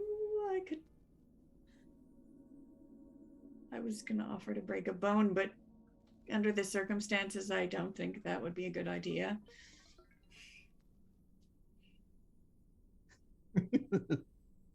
He's just sort of like, I mean, I feel like you might need that bone later. Most likely. So, yeah, it's not a. Calcium is a valuable commodity up here, or so I'm told. There's only so much of it we have on hand. Bum, bum. I just feel like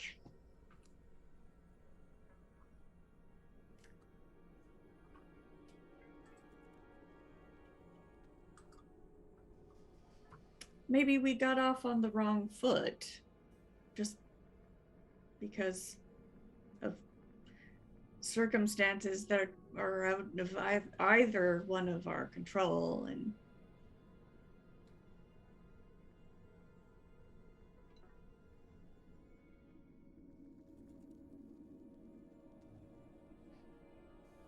if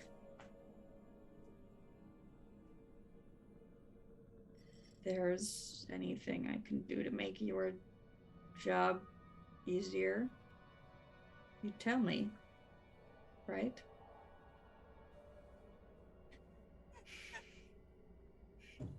I'm trying to make a decision, and it's difficult. It's difficult. Who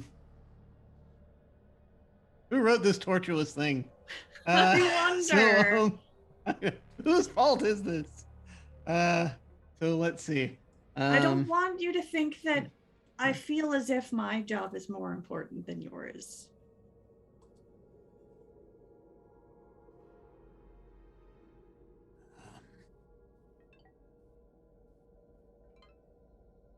We're all on this mission for a reason.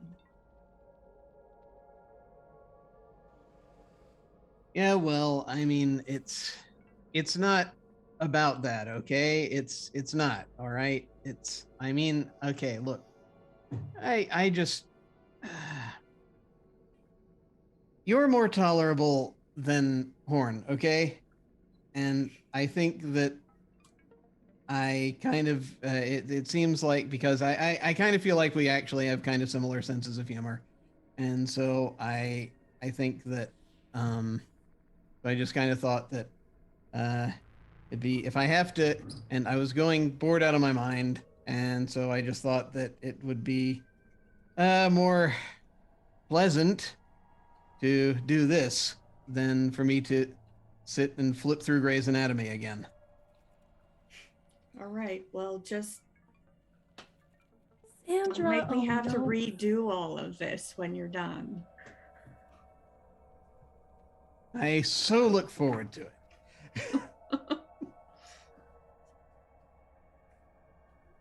And what I attempted to do there, and this is basically, Yes. is I am copying your quality of snarky, basically. Okay. Yep. Instead of revealing that I want to take care of everyone. Mhm. where he is terrified at letting people know that he cares. So alas, that does mean, though, that I have to cross it out. It is no longer a defining quality for my character in this narrative.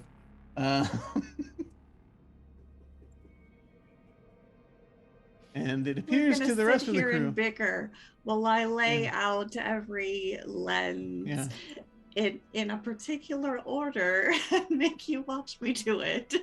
Yes. And he will sit through it because he knows he has no alternative. Just to be obnoxious, because I can. And I think that I don't actually have I don't think, does Roll20 have strike through? No, I'll just turn it red. There we go. Okay. So yeah, that now. Escape. There we go. So that has revealed it's not revealed. He has chosen not to reveal his quality. He is now acerbic and snarky, apparently, which is a terrible, terrible combination. Great. But he'd rather have people think that about him. Mean and sarcastic. Yes, that's right. I think he'd rather have that people think that about him than to know that he cares. Yeah, if you cross out the hidden quality is no longer a defining quality for you and will not be revealed. And at the end of the first and second rounds, we do another mission report. I think we should probably go to break before we come back with mission reports. And then we'll I think that's what we'll do. We'll go to break. We'll do a mission report. We'll take a stab at major qualities, and then I think that'll probably be all we can get to today. So if we feel good about that, let's go ahead and go to break. So.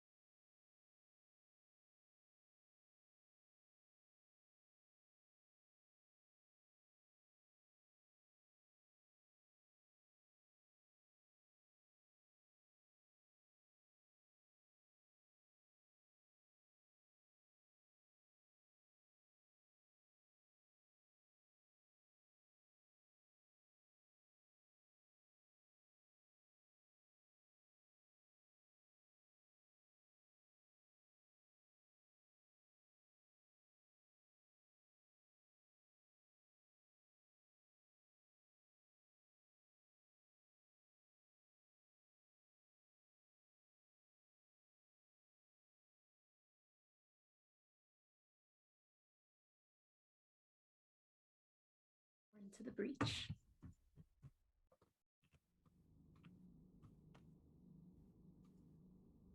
We have returned. Hello. Hello, everyone. Hello. We're in space. And we're going to dive in here as we are doing mission reports, which happen after every round. We just completed our one round of either revealing or in my case, desperately hiding our hidden qualities, our minor hidden qualities. And so now we're going to go around same order and do our mission reports. So had a little time to be with each other, and so this and we're going to be going again, Alyssa and May and myself. And so you're answering the questions. It's just like before, you're answering, but this time you're answering the questions. What do you like about working with this crewmate? And if there was one thing you could change about this crewmate, what would it be? And you sort of just include those within your report that you are giving. Okay.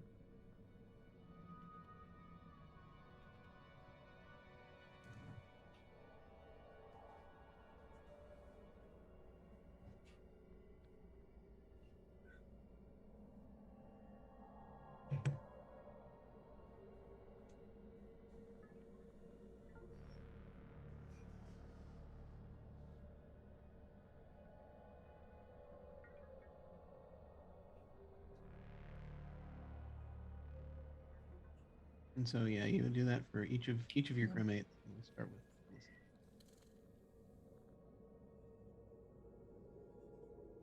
What do I like about working with Rena?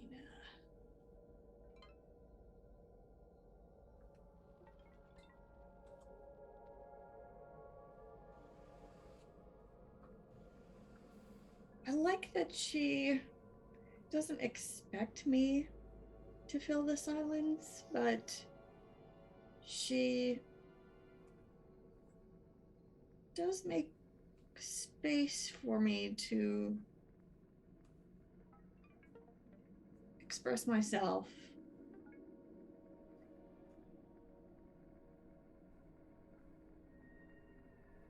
We have a surprising amount in common.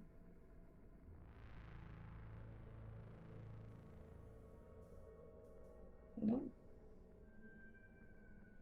know that there's anything in particular that I want to change about her at the moment.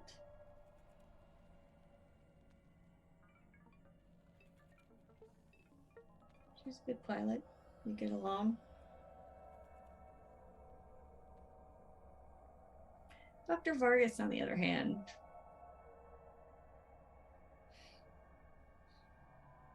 I still feel like there's a little bit of tension that we haven't quite resolved. I don't know if there's really anything I can do about it. I do appreciate that he has gone out of his way to help out with my work and learn about it. I just wish I didn't feel like he resents me for having taken up so many resources on the mission. But it's fine.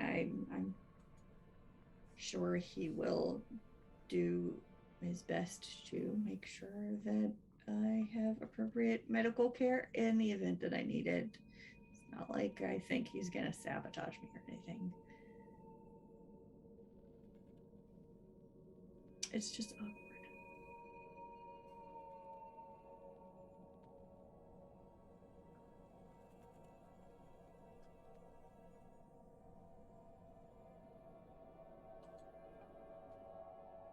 Maybe I should try to be a little more personable.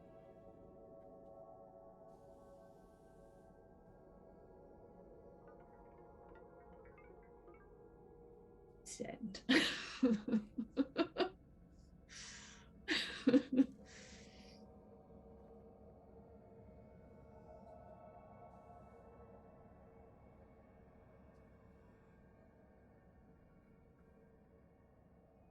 Oh, May's next. So, yes, she is typing using the appropriate approved method, putting her report in, and she starts with Vantha. Vantha, bullet point, many things in common. A love of classic literatures and classic pop culture. Hours on conversation helps to keep the limitations of a small crew and the frustrations of perhaps living too much in each other's pockets at bay.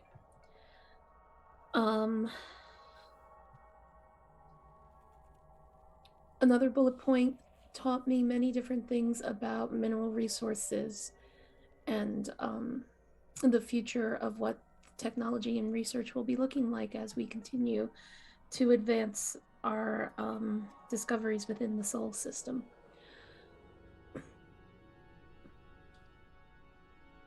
One thing that I would change about this crewmate, and what would it be? I'd like them to be a little more cheerful in the morning. That way it makes our Wednesday brunch day a little more fun and a little more festive. Wednesday brunch only happens once every 3 weeks, so it's a nice little change to have, and it's important. Brunch is an important meal.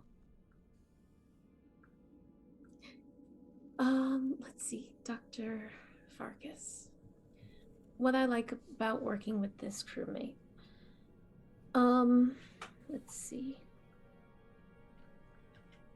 Dr. Vargas is very knowledgeable in medicine.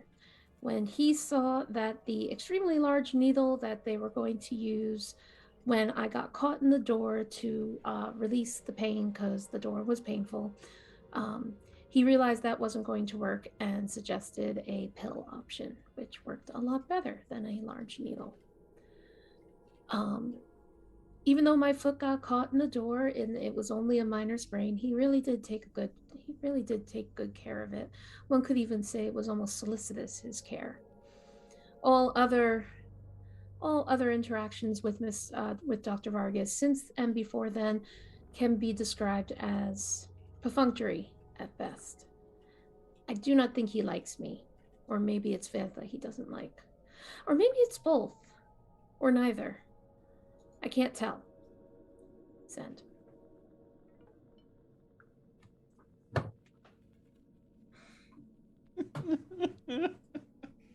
Yeah.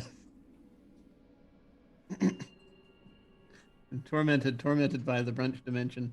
Okay. Let's see. So, right. So, yeah, Vargas is sending his report. He is, once again, he's just kind of staring into the camera for a moment after he's turned it on. He's been recording for a moment.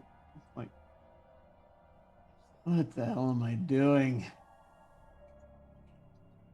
What am I doing? God. Doing the same thing I always do when I go on these things, right?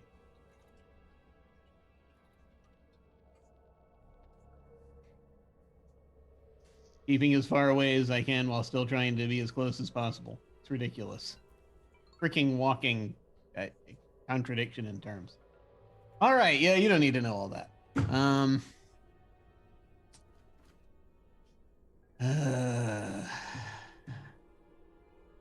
So, what do I like about working with Vantha?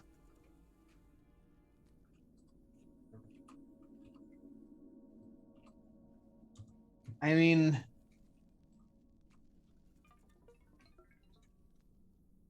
well, I mean, she's damn good. She knows where everything is. And actually, does know what she's talking about. It's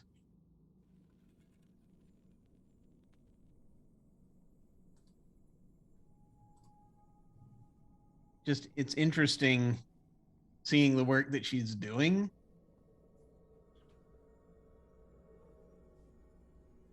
Because we're making a lot more progress than I thought we were going to be perfectly honest. I mean, my initial estimates weren't lowballing or anything, but we're doing really well, I think. Almost too well. And that's actually the thing that if there was one thing you could change about her, I don't know. There's this.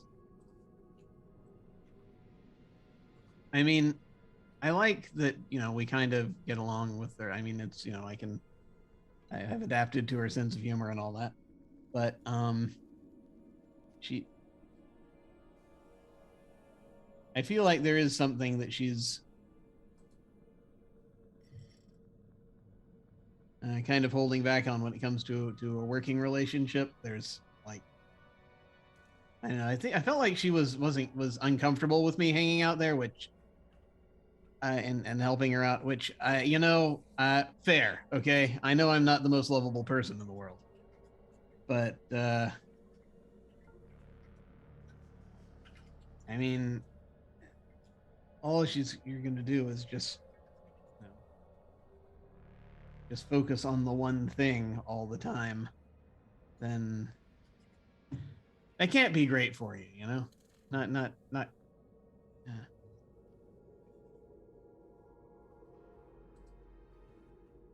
I mean, I guess she doesn't. I know she's been out. She does like movie nights and stuff like that. But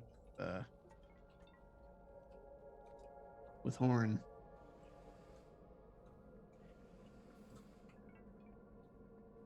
I don't know. Maybe somehow, despite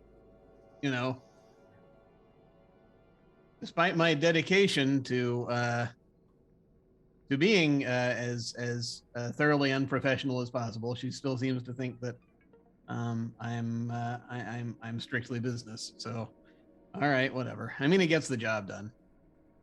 Still, I don't know. I guess I don't want to make her uncomfortable. I mean, any more than I do anyone else.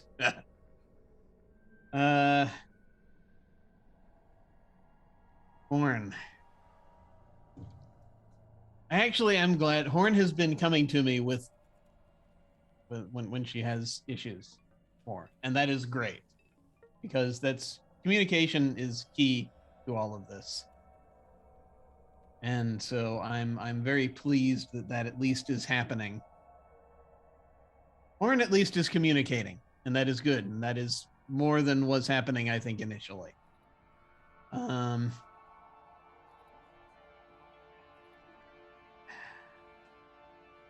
Thing is, if there's one thing I could change about Horn, I mean, I don't know. There are times when I'm talking to her that sometimes I worry that she's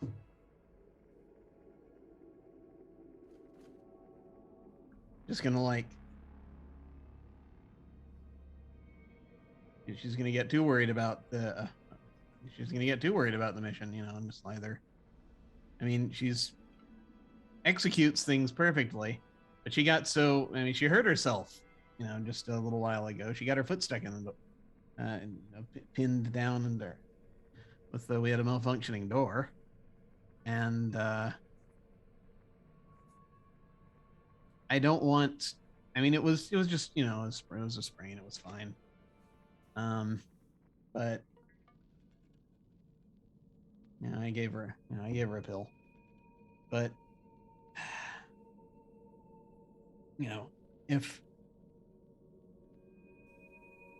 I don't know, it's like it's sometimes she goes into this mode when she's got blinders on, and so it's like I don't want her to keep getting hurt. That would probably be a problem. So I don't know. We'll have to work on that or something. I don't know.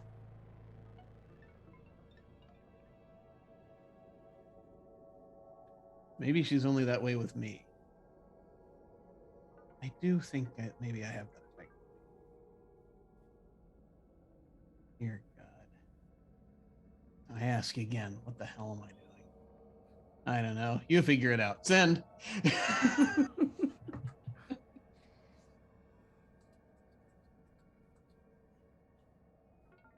Okay, next round. Okay.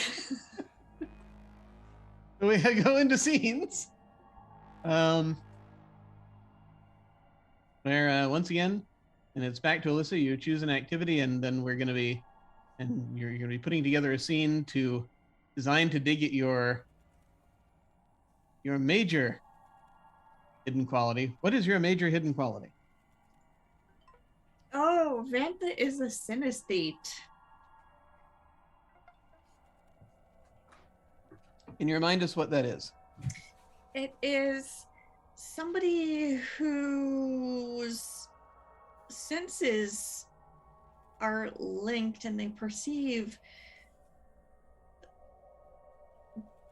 like, they could perceive sounds visually, or words could have a flavor, that sort of thing. There's crossover in their brain between their different senses.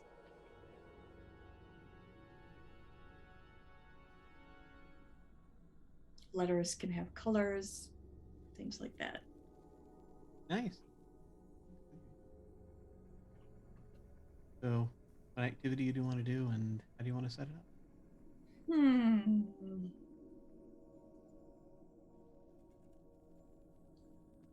Well, since this is our last round before we end the mission and go home, I think we should make a discovery.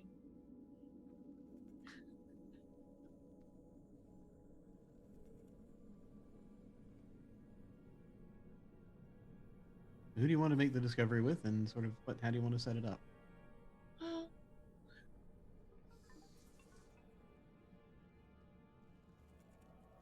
Maybe I'll take the doctor with me.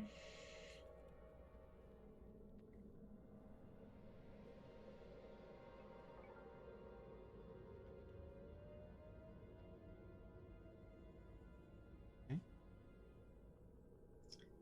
I think we've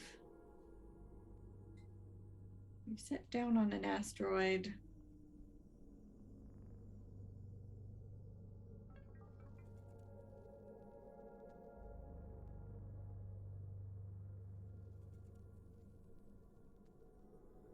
Perhaps I suited up and stepped out to, perhaps we sent out the robot and it came back with something. So I have stepped out to go look at it in person, and I have requested that the doctor come along. No offense, Rena. I don't want to exacerbate your injury. Understood. I should stay on the ship. We'll keep the comms on. Yeah.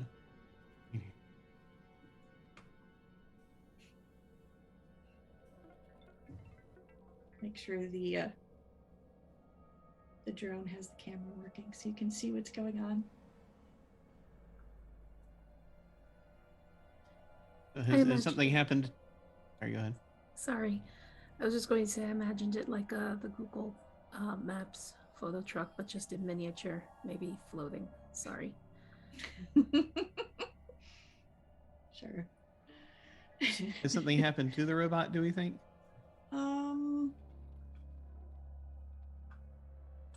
I don't know. We're going to fix it, or has it just found something and we want to go check it out? I was thinking it found something and we're gonna Cool. check it out.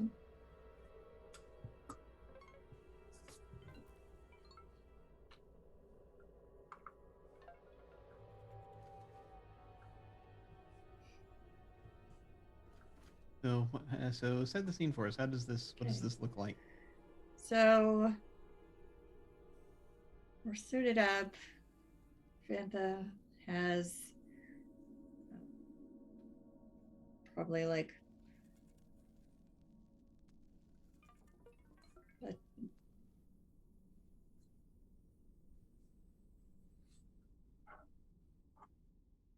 like a little utility roll full of bits and bobs and files to put samples in and keep everything neatly contained and rolled up with no sharp edges.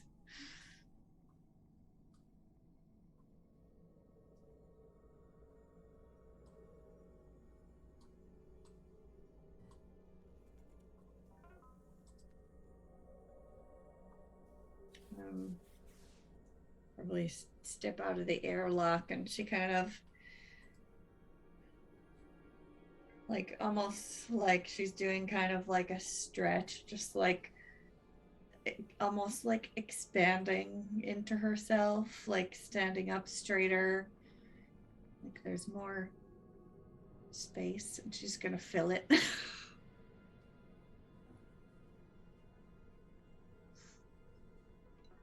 More confident. She heads out toward the site. Not to make another mineral joke, but now she's in her element. Exactly. No. I think the doctor is sort of is not as good at wearing a spacesuit, but is but is accompanying you, and is sort of like just kind of just sort of lumping along behind you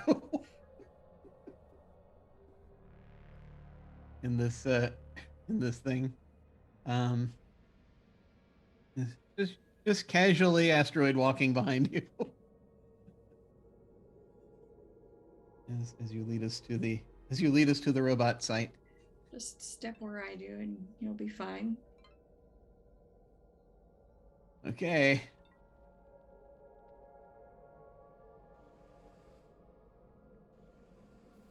You have a very impressive stride.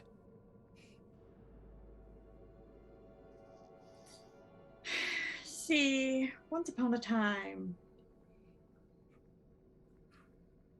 people, I used to startle people by appearing out of nowhere behind them. So I walked bigger, louder.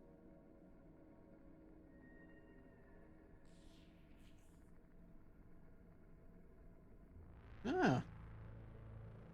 Well, well, I mean that's got to be useful. At the very least, I mean, I mean, you know, you're it does help to mitigate the incidence of people knocking over sensitive equipment when I walk through a door. Oh yeah, no, sure, absolutely. And I mean, it's probably, I mean, your career as an assassin was probably over at that point, but you know, it's probably at the very least, it's the kind of thing that can hopefully make you at least feel better. I would think, probably. No, because They tell me that's how that works. then people started observing how loud my footsteps were. It's like there's no middle ground. Oh, there's no winning with people. You know people. You know what people are like.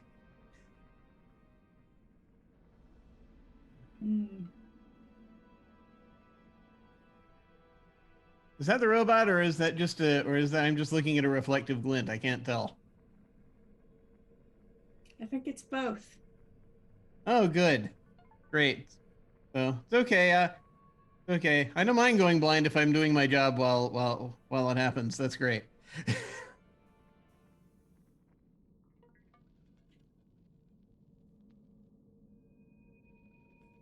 I'm kidding, by the way. Good God.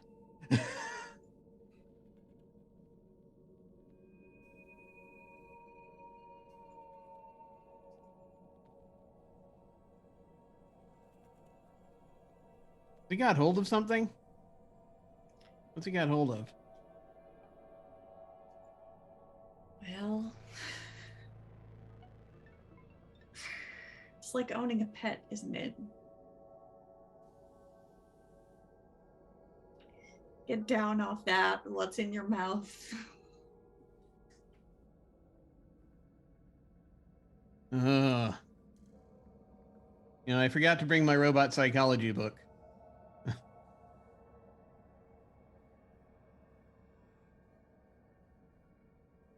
Well, it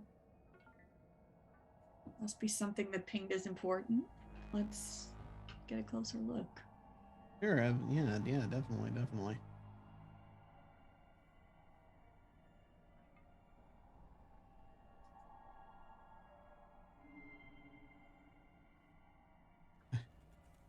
What do you think we're coming across? What do we see?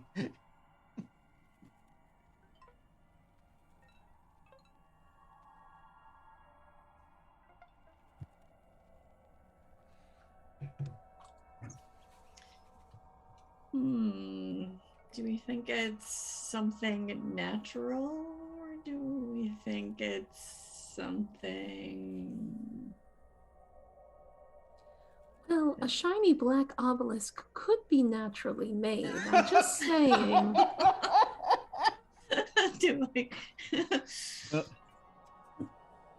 How about like something halfway between, where it's more like it's something that's unusual that we didn't think should be here, but it probably, but it also looks natural. Sort of looks like a natural something. Yeah. Some sort of formation. If it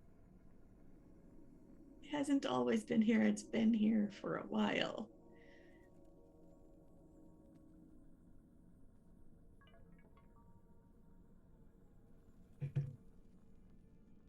It's definitely different than the surrounding geology.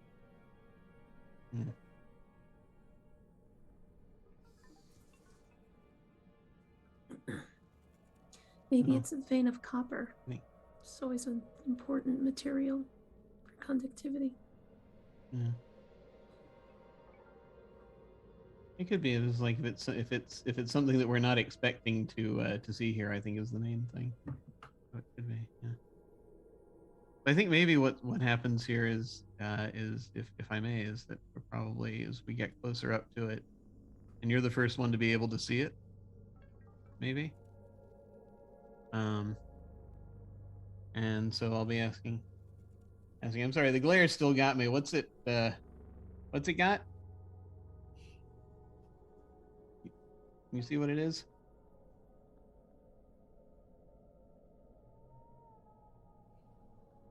Yeah, it's I don't want to say it's a shiny rock, but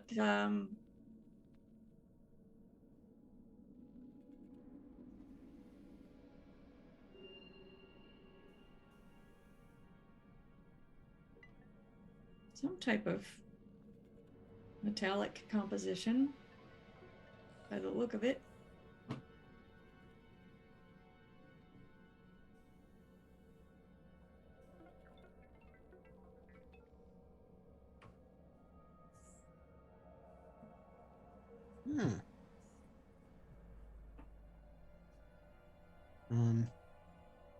He's going to kind of sort of be tromping kind of loudly around behind you, and sort of is moving around to try to get into a position where he can see it without the glare in his eyes. Around on this side. Okay. All right. Yeah. The drone's got a bit of a shadow. All right. And okay, good. There we go. That I'm not seeing it shining so much.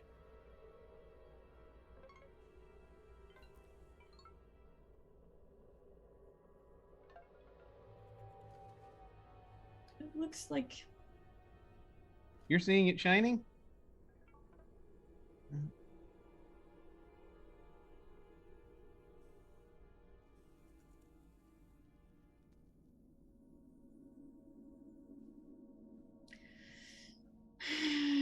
not exactly. It's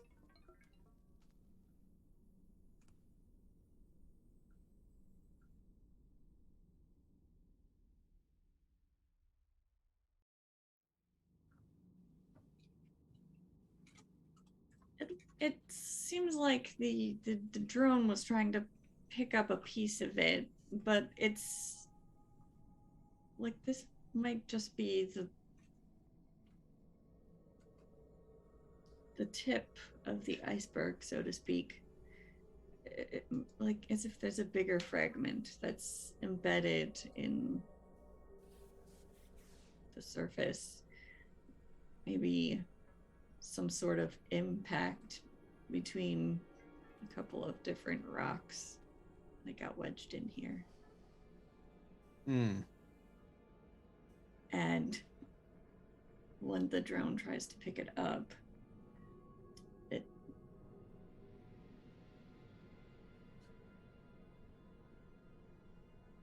kind of vibrates. Vibranium. So I think I'm gonna say that as once again I'm trying to dig at your hidden quality. So I think I'm gonna say the doctor doesn't notice it vibrating so much. It's just basically You kind of see her like watching like the drone kind of working at it, and she takes out some tools and starts like tapping at it and kind of not necessarily looking at kind of looking in between that and like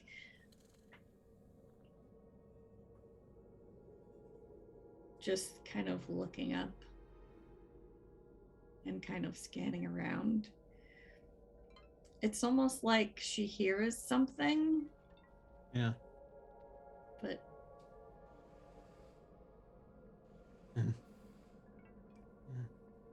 So as we're sort of working at it and trying, so I think the doctor at this point has come around to try to help and sort or stabilize the robot or whatever needs to sort of help to happen with that. And he sort of looks over, he sees you doing that, and he's like, "Everything okay?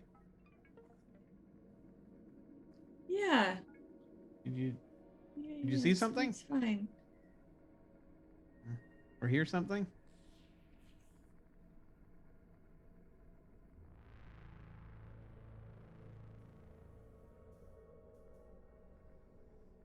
Yeah, my comms are working fine.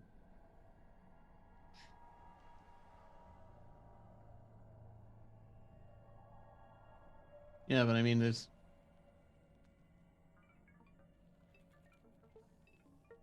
just want to make sure I want to make sure that my eyes and ears are working okay too.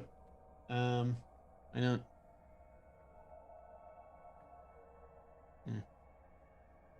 You still recovering from the glare, Doctor? Well, yeah. I mean, I guess I guess I could be. Are you doing okay? You keep like looking around.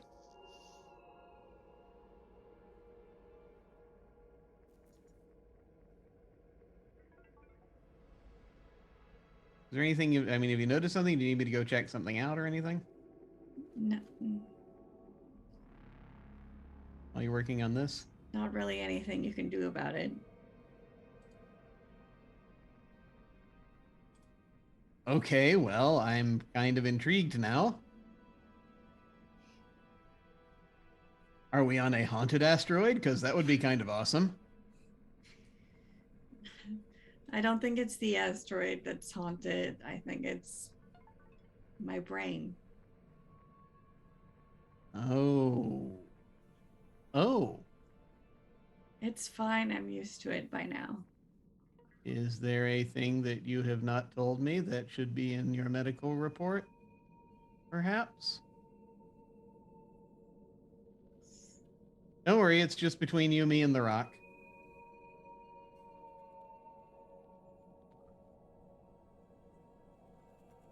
And Horn, probably. But if she's listening in, never know when she's listening. Could be listening right now. Don't know. She's always listening. That's true.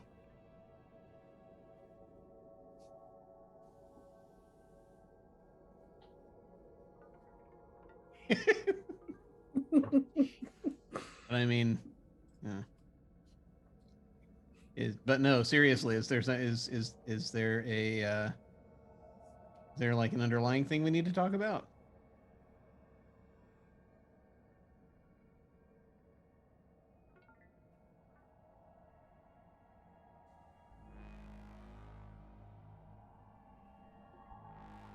I mean, I can tell you about it, but do you think now is the time?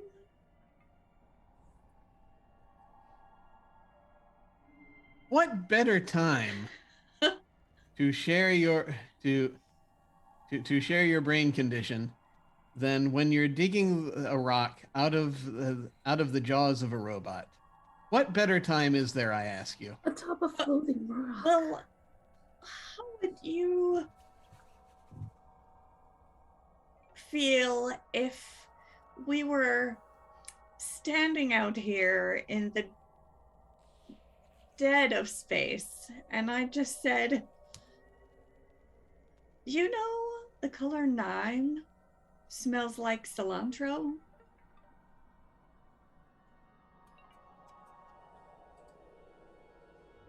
Oh,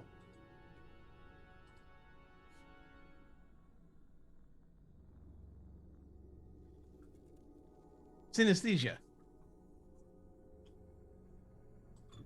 Yeah. Synesthesia is something. Have you ever been diagnosed?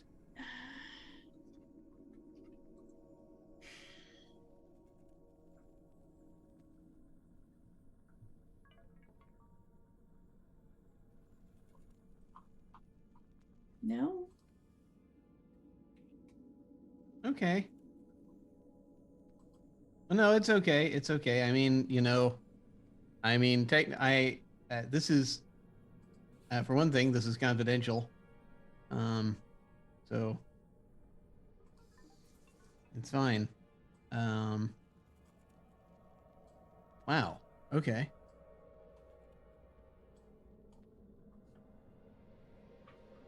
So I guess just let me know if there's anything that you would like me to do to help.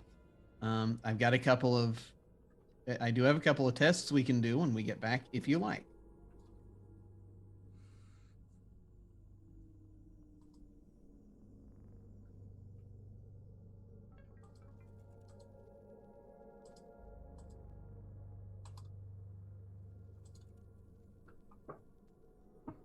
Might be able to figure out a few additional pointers if there are any that you haven't. I mean, I'm sure you've already formed your own. It's absolutely. I know you've already formed your own way of handling things, but I'm just saying, I can always look into a couple of things and see if there's anything you might have missed. Sure. That might help I out. mean, this is going to be on the machine for a while. It'll give us something to do while we wait for the analysis. Okay, I'm game.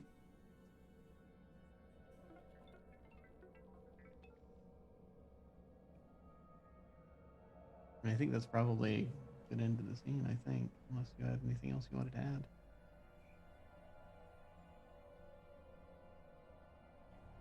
Just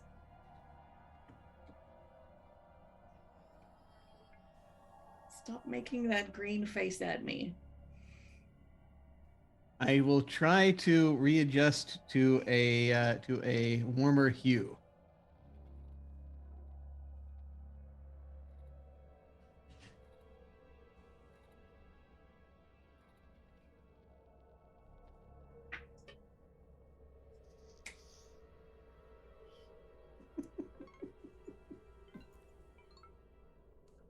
Nice.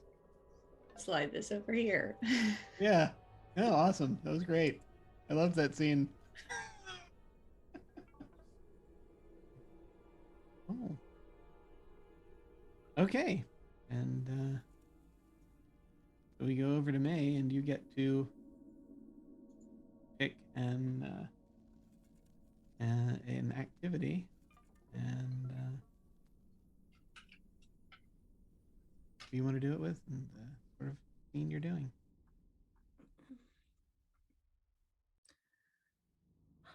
Okay. I think I'd like to be doing repair and maintenance in the bridge. And I think I'd like to do it with Vantha. Okay. So, I think what I'm going to be doing to start this scene. Wait, do I have to answer the questions first, or do I do the scene first? Oh, I nearly forgot. We have to at least say, because the audience can't see it. What major quality are we trying to expose? Oh yes. So Rena is extremely cowardly. And so much so that she misspelled the word extremely. It's terrible. Is that better? I don't know. That looks right. E-L-Y. E-L-E-Y. E-L-Y. All right. Okay, whatever. I guess I spelled it right the first time. At least I know how to spell my cowardliness. So I think I'm going to be running a diagnostic on the navigation systems. This time I'll be using both my hands to type the information. And instead of counting on my fingers, what I'm doing instead is I've got my headphones in, and I am listening to classical music to keep myself calm. Today's classical music set is the album for Blood Rain.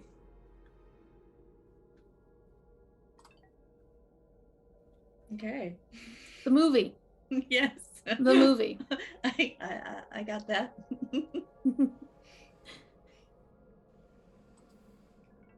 And for some reason, Dragula is also on there, because for some reason I think that's a song on there, but it's not, surprisingly enough. I looked it up.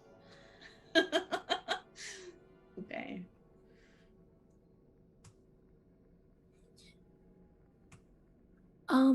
How loud is your music? Loud enough for me to not know that you're coming immediately. Okay. Sorry. Loud enough for me to hear it very faintly. Yes. So Vantha comes in as you're furiously typing with both hands, which is unusual. Typing is making noises, that is making noises, and I'm watching the thoughts mingle with the rumbling swirling around your head. I'm just watching. This goes on for some time until she gets to an absolutely wicked drum solo. And she spins around in her chair, which is floating because, hey, you know, future. And also because she still has the brace on her ankle. I'd like to imagine that in space, because it's hard to create equal pressure everywhere, so that way, you know, your bones will heal right. They use water moving in jets. And so, like, she's got this, like, see-through sock on with water streaming through it. And she has a slight sense of humor. She put stickers all over her water boot. So she spins around and she sees Vantha sitting there. Very Gendo Ikari, like, it seems, like, with your hands like that. And she literally flips out and goes, "Wah!" And since they're only at like 0.25 of gravity, that actually tosses her backwards a little bit.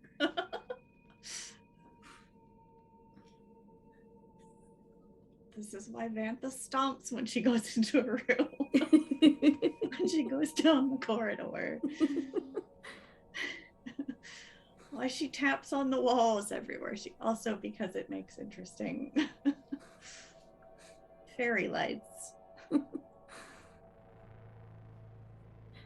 So, when she finally gets her chair under control, she pulls her earbuds out and goes, "Vantha, how long have you been there?" Long enough. Long enough for what? dinner and a show. gonna live Some, this like freeze-dried ice cream in her mouth.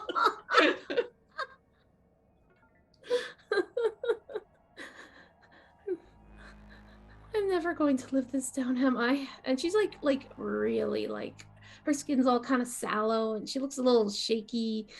Like she shouldn't be that scared. You want to help with something? Is Did you forget what you asked for my help with? Oh yeah, I need you to help me run the diagnostics. We have to run 2 terminals at the same time. I didn't realize you were coming so quickly. No, wait, how long have you been here?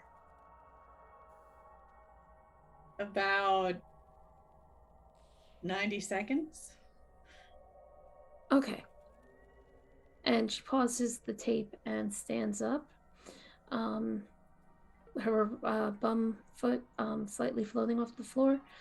I'm sorry, it's just I don't deal well with surprises. Very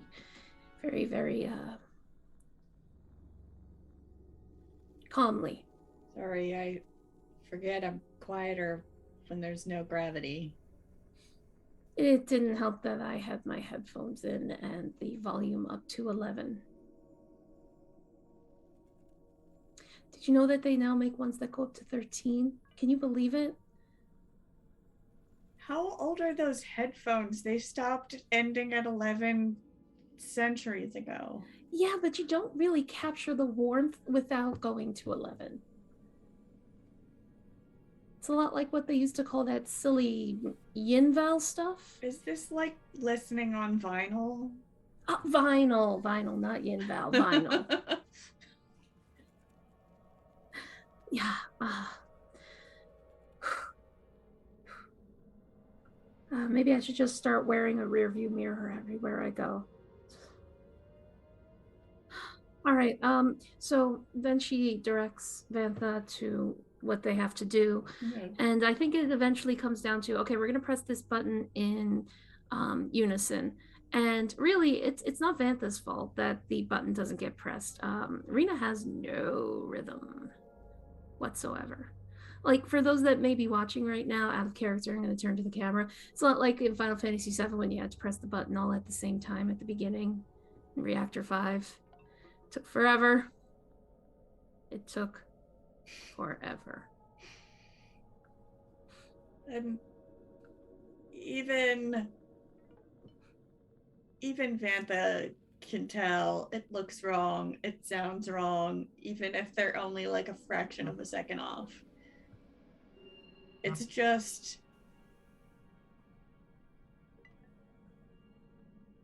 she's like, ooh, that was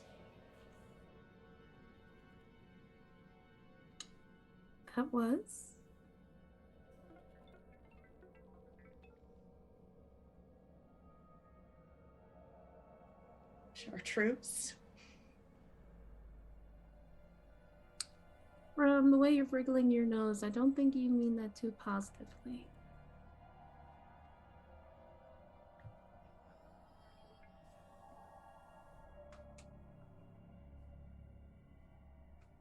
That's okay. Rhythm's never been my thing. I enjoy listening to it, can't always feel it. But I think I need to go take a nap now. My nerves are shot. And I'm gonna go reconsider that rear view mirror. And Rena beats a very hasty retreat. Sorry, that was a loud buzz.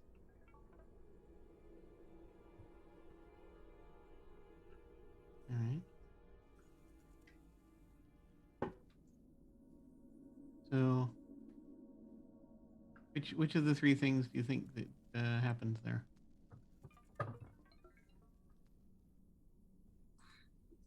I think that I showed that I can't even handle having someone behind me.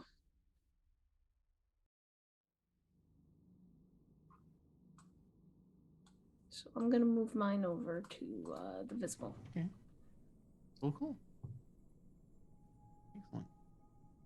Excellent. Excellent.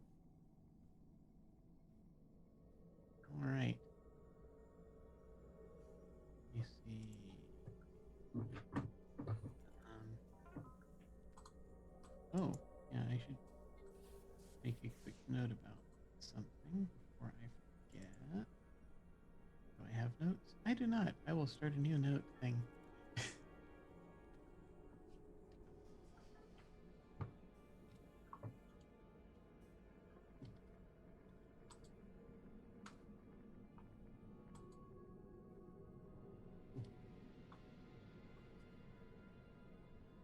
Oh, hopefully I'll read it. Sorry, I had to scribble a hasty note for myself since once again this game is still under development, so I'm Okay. I want to make sure that I noticed something interesting there, and I just wanted to make sure that I recorded it so that I can remember for later. Awesome. So, now that we're over to me, I think we're going to do some work. And I think it's gonna be with Rena, if that's all right. I'm on break. I'm only kidding. Yeah. Well, I think what I'm going to be doing, I'm going to be doing my job, and so I'm going to be checking your cast. Okay. I think probably, and so I think that's going to be the, and so it's going to be in the med bay, and I'm going to be kind of either checking or I don't know if I have to replace it necessarily, but I may have to just either readjust it, tighten it up, adjust the water balance, the water pressure balance in it, and make sure it's good. And you're going to see there's been that while he's doing that in the other part of the med bay, which it's not a very big med bay like we established. So pretty clearly you see there's this it looks like a set of vials that he's had out and he's been working with. That they're all stoppered up because you're working with them in space. You have to be careful to make sure you reclose them before you set them down so they don't go floating all over the place. But like vials and sort of the space petri dishes and things like that. And basically there's been some sort of thing that he's kind of going back and forth. And as he's talking to you, he's still going back and forth and looking at something that's going on with some sort of oven-looking thing. It's hard to say. And he's like, "Okay, yeah. Have you had any pain from this recently? How's it been feeling? Been feeling okay?" Yeah, it's been okay. It's there's some twinges sometimes. That's usually only when I'm removing the boot for the few times a day I'm supposed to. Ah, okay. No, that's good. That's normal. Yeah, if you'll sometimes get the sort of the odd thing where it's got open air again, so it'll try and flare up. And also it's a little bit different. You'll notice it's a little bit different up here because and so it's why it takes a little bit longer, but it's as long as the water pressure is holding up. I will get okay, we're gonna do a quick refill on this. Give me, oh crap, and there's a ding sort of from behind him from the oven looking thing. He's like, just a second. Hang on. And he will turn and he will go over and start. Just gonna open the thing, look inside, and you can see that there was like some sort of rotating thing happening in there. He just grabs a few things and he's a few little tubes that he quickly like. He's looking at. He's like, ah, oh wow, okay, great, good, good. And he turns and he starts sorting them with the others real quick while that's going on. Sorry, I'll just be a sec. Okay.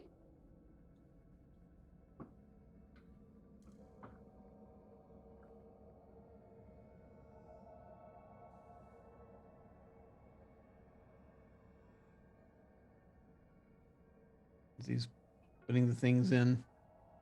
And he's like, and he goes over and he grabs a, pulls over sort of this unit with a little sort of hose attachment that will come over and he'll pull it over and he'll start screwing it onto the outside of the place on the outside of the cask for where it can start refilling. And he's like, everything else been all right? Yeah, everything's been fine. Looks like the doctor's analysis should be done soon, and we should be able to take these samples back with us once we finish this up, since this is the last asteroid on our watch. Do you think my That's gonna leg will be ready? I'm sorry. Oh no, yeah, no, I think it's, yeah, you probably are going to be able to. I'm guessing about halfway between here and there is about when you should be able to take this thing off, finally. Great. I know it sounds silly, but I'm just really glad that I didn't have to go out there with you two to survey when the drone went. I mean, it's fine. I Ah, also, at this point, I forgot to reiterate to everyone. He says, pausing, that we are revealing my we're working on my major hidden quality, right. which is that that the doctor is working on a life extending project. And that's what Rena's about to ask. Is what you're Okay. really happy about tests for the doctor? Hmm? That test tube that you were really happy about, was that for Dr. Vantha? And he goes back over and he looks at it. He looks back between you and he looks back between the test tube and is like, well, I mean, and he's going back and he's reaching back in. He says, I don't know. Says, oh, this is a side project. I just kind of am.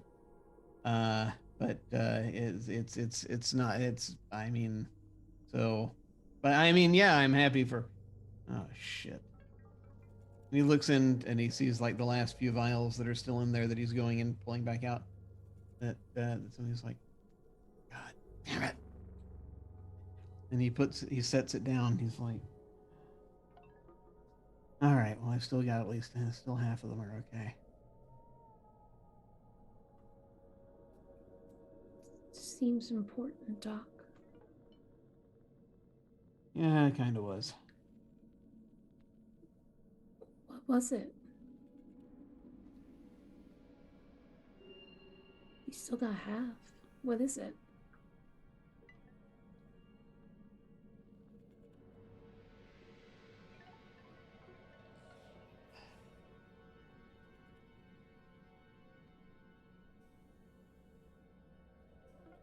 How long do you think most people live on average nowadays? Well, advances in medicine, we're almost hitting that 215 mark now. I mean, we've really extended not just the length of life, but the quality.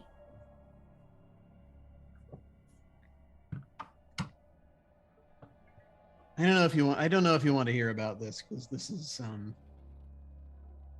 it sounds kind of ridiculous, and I've learned I have to be kind of careful who I talk to about all of that. So I mean, if you don't want to worry, this isn't really.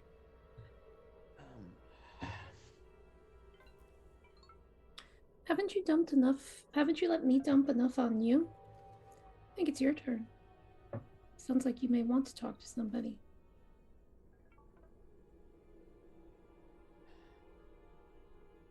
I'm trying to work on something that's going to double that number. Okay? At least I thought it was going to. But unfortunately, the back half of the samples look like got screwed up. So I have to start over on this part of it. I mean, I've got half the samples, but the problem is can't really run a proper test with only half your samples. Necessarily. I mean, I can get some information out of it. It just I'm gonna have to do it again. And I don't think I'm going to have time before we get back.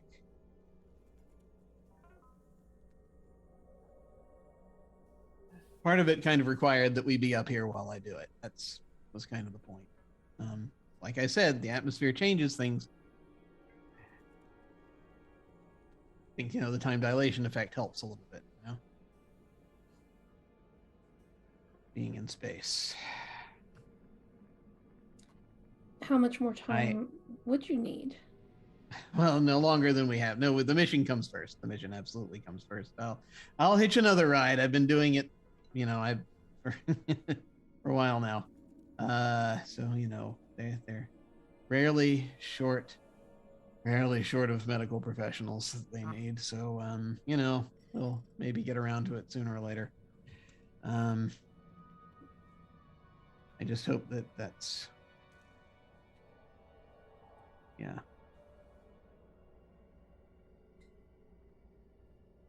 I just hope that'll be enough. It should be enough. I suppose that's all we can do, but it sounds like you're right along the way. And, we have more than enough fuel to last up here some extra time. I mean, that's part of the reason why I pilot the way that I do. We can always do one more survey of one of the sectors that we overlooked because we didn't think we could make it, and extend us just by a few more soul cycles, but it might work. You sure you want to do that? It's mutually beneficial, not only for the company that contracted us, but for you as well. Why not? And you'd be okay with that? Yeah, it just puts a little more mileage on my record, and that just makes me even more viable pilot. It's not always about speed. Well, there's a chance after all. I appreciate it. This project means a lot to me. I can actually express. Well, that's fine. But, tell you what, how about you owe me one? We need to watch First Night next Thursday's movie night. Oh, God. What Faustian deal have you wrought, Doctor? Exactly my thought. Well, yeah. I guess it's... Yeah. I guess that one's not too terrible. Actually, quick addendum. I said First Night, but I was totally thinking A Knight's Tale because that's the one that we need to watch. And then follow that by that god-awful 2008 King Arthur. You're trying to not expose... So you're trying to expose me more to Heath Ledger than to Sean Connery then. Okay, good to know. Yes. You're going to pay dearly for those extra days. Oh, Jesus. Oh. Hang on, just let me make sure that I've got... Hang on, let me make sure that I've got enough anesthetic for that.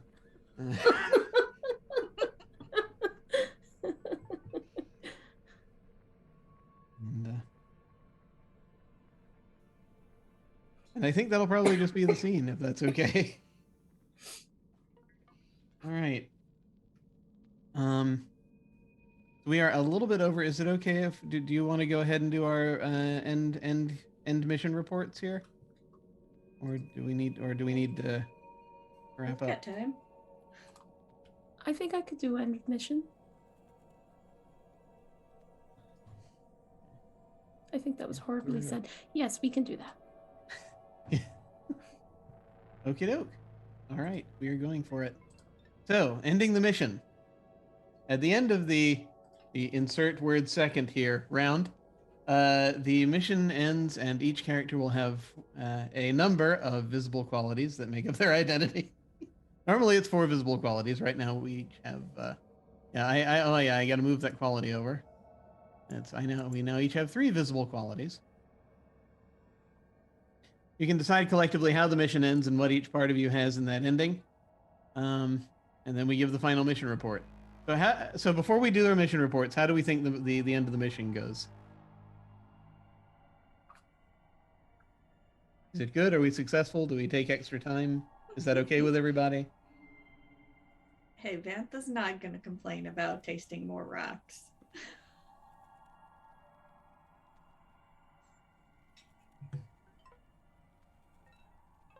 Rena was the one that suggested it, so she's cool. Awesome. So, and that in itself was a side project of Nick's, but what how do we think that the main Gathering Rock expedition goes? Gathering and analysis of rocks. Do we find anything exciting?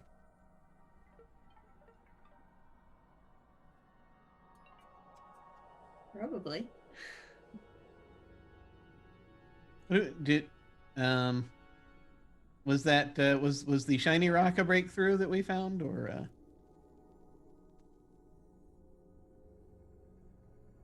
Could be.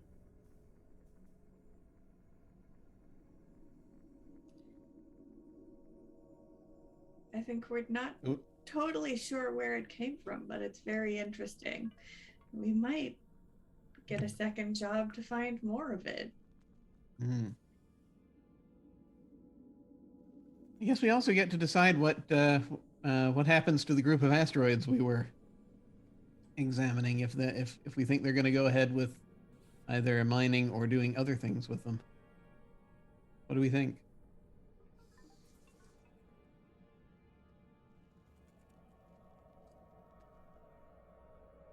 I'm gonna go with yes.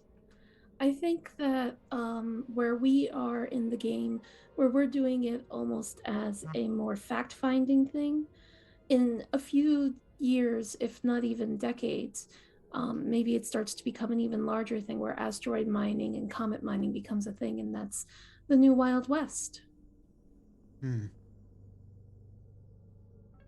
Meteorite cowboys. Yeah. Indeed. We're going to go ahead and give our final mission reports. And so when you do that, and we're going to go same order, you give answers to the following questions about each of your fellow crew members. And it's a 3-question report. It's 1, how was your crewmate's overall performance? 2, what was your favorite thing about working with your fellow crew member? And 3, would you work with them again? Why or why not? And so we're going to go ahead and do our mission reports. And once again, it's Alyssa and then May and then myself.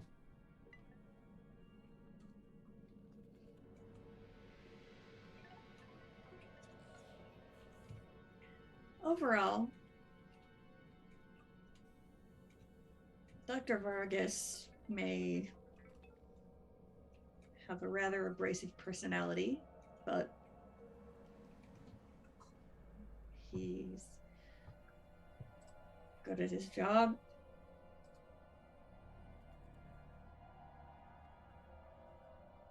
He's professional, personable to an extent.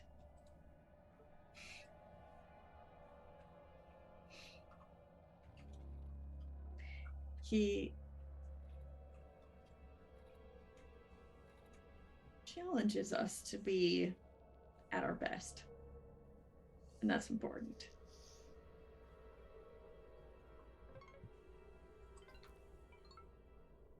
He's also very perceptive, and I appreciate that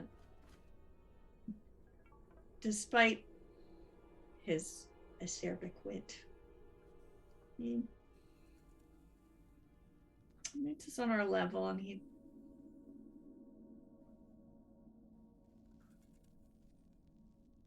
tries to understand where we're at, where we're coming from, so he can help us achieve our potential. And yes, given the opportunity, I would work with him again, because I think now we have a better understanding of how we operate.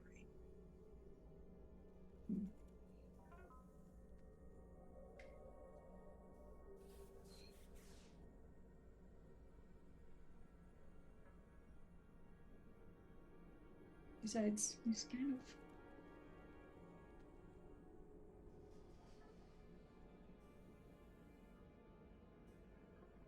a bit of a mystery that I'd like to unravel.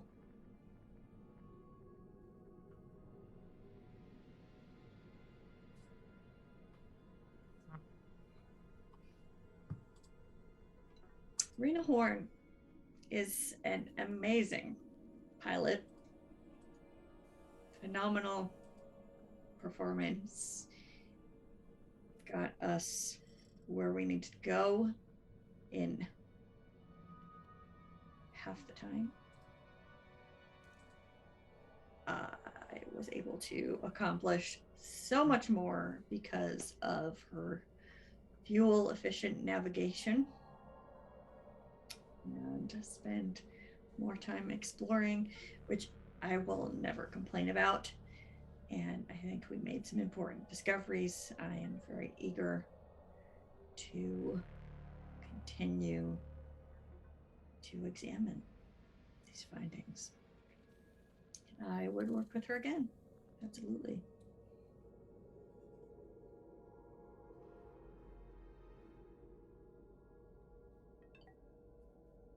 And she made movie nights easy and less stressful to enjoy. So I think she kind of brought us all together.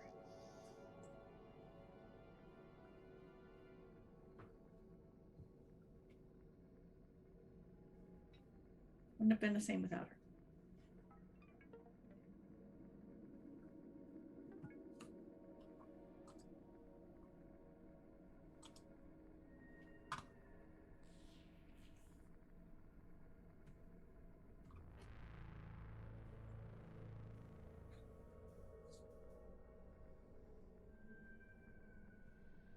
Awesome. So, yeah. It's done.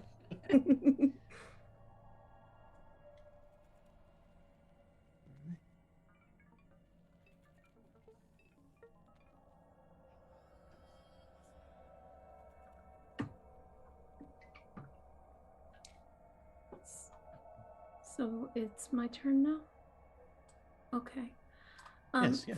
First, I announced to the group my most secret part. Oh no, that's we skipped we skipped the round. Alas, this is only a demo and does not include round 3.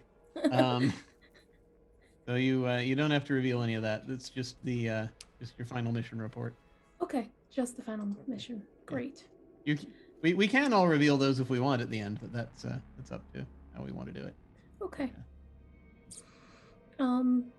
So in my final mission report, which once again I am using the proper hard light keyboard, my crewmates' overall performance, starting with Dr. Wright, highly knowledgeable, extremely organized, unique perspective, finding the most quality amounts of goods due to that perspective, and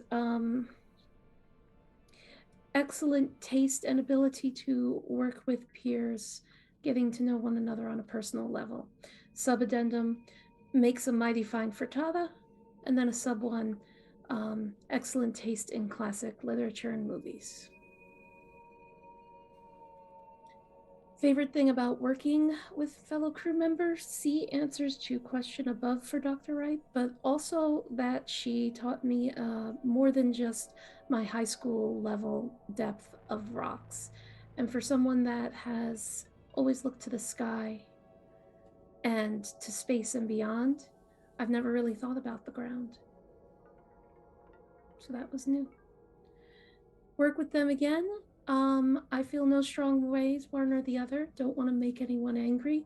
If they would want to work with me, I'm totally down with working with them.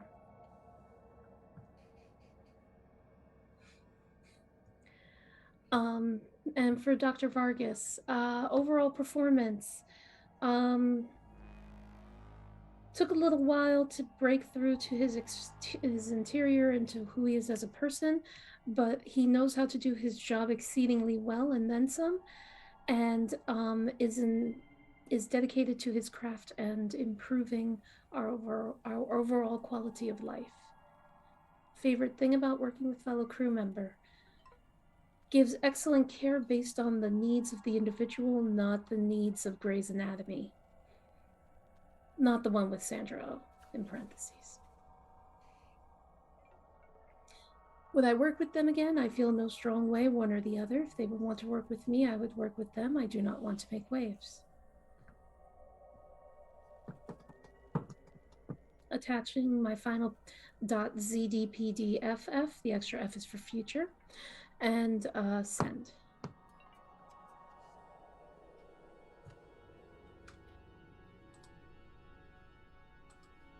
Okay. Dr. Vargas gives his final report. As he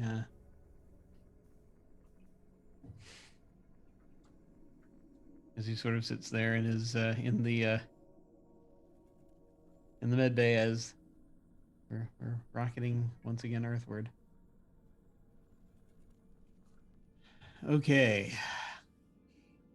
It has been an interesting time here. A lot better than I expected.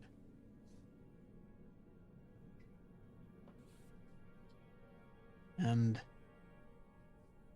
I actually am... Wow.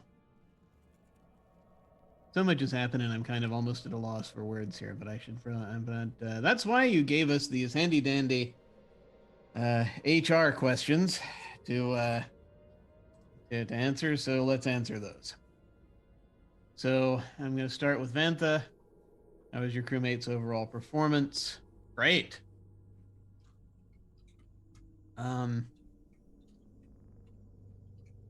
Vantha has, from the look of things, is getting ready to advance everything that we are. The whole point of our being up here, and so that means that we're going to keep coming back, and so I think that's that was kind of the point here, right? Actually, we can actually make use of the asteroids, hopefully for good this time, hopefully for good reasons this time. Yes, don't think I'm not paying attention. Anyway.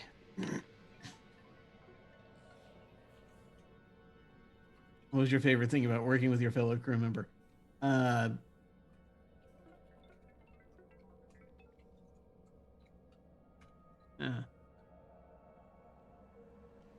Actually, I don't. I think that there's so much, and I want to keep some of it confidential, honestly. So I'm just going to say all the shiny rocks and leave it at that. Would you work with them again? Yes, I would. Just because, I mean, she's the best. End of story. Okay, so for Rena Horn, how was her overall performance? Didn't really miss a beat. We had a few accidents every now and then, but I mean,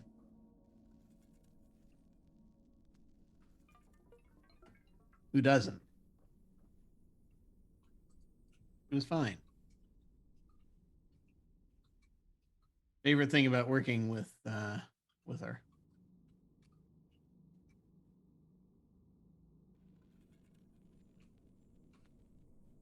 It is interesting. I was very skeptical of her at the beginning, but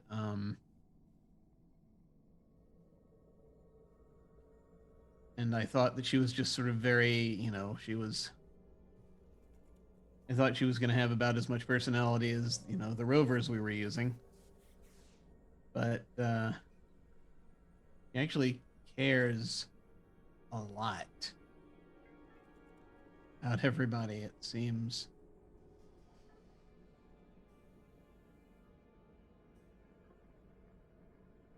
And that's something I could probably take some pointers about. And she also has your back, which is why I would work with her again.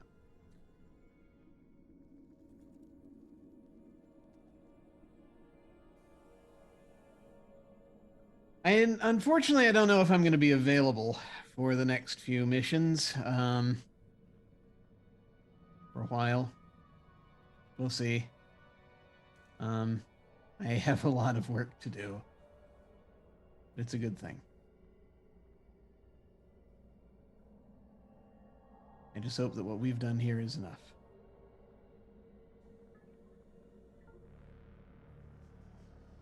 Remember, Zen. Okay, Space Dad. And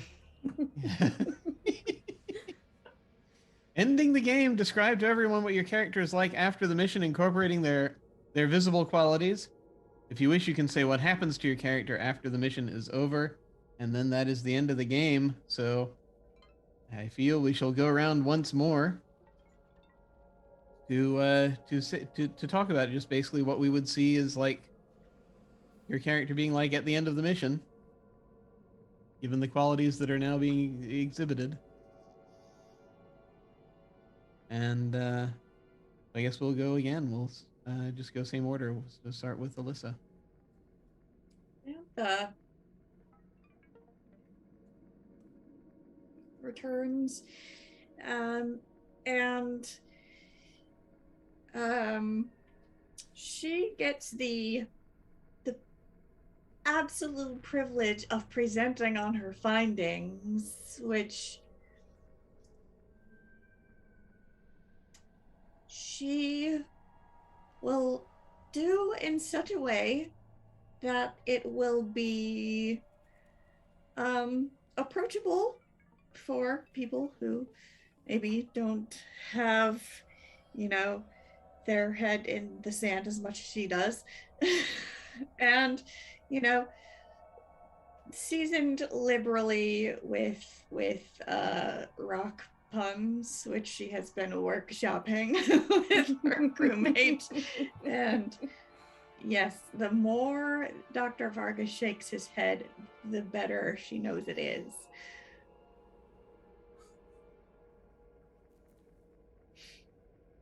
And perhaps Rena can just lend Dr. Vargas her earphones and crank up that soundtrack so he doesn't have to put up with it.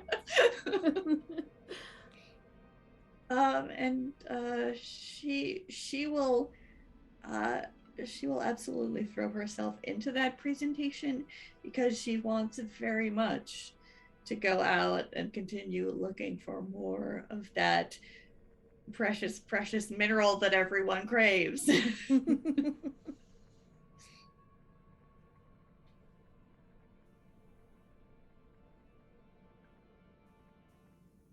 Awesome. And so, May, tell us what your character is like after the mission, what we see.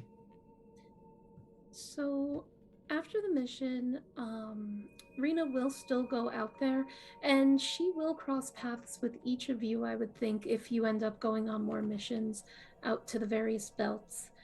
I'd like to think that Rena also helped to pioneer scouting Jupiter's rings once it was allowed. But the most important thing that Rena did after the mission, because of what Dr. Vargas said, it really brought a light to the behaviors that she was doing. So she ended up going to therapy to start working on notifying her tics and practicing mindfulness and various other therapeutic interventions.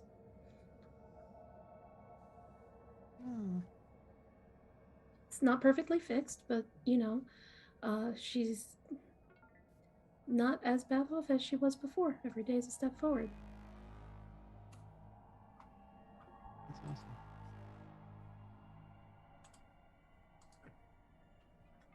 Okay, so Dr. Nick Vargas, having gotten the data that that he needs for the most part for his project to try to extend the human lifespan and perhaps effectively double it. Depends what time he has available. He probably has to stay in space to a certain extent, so he'll probably be on the space station quite a bit. And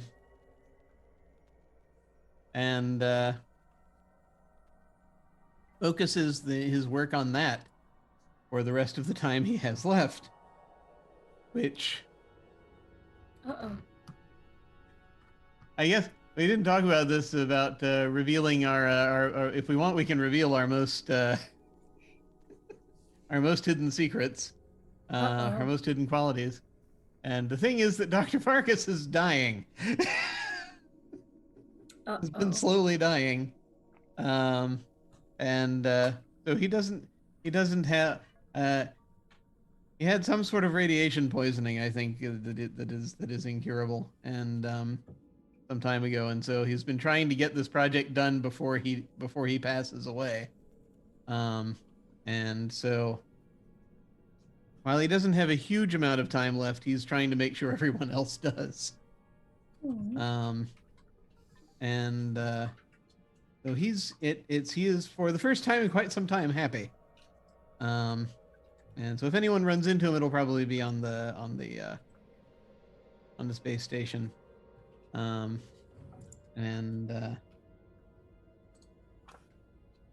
for as long as he has.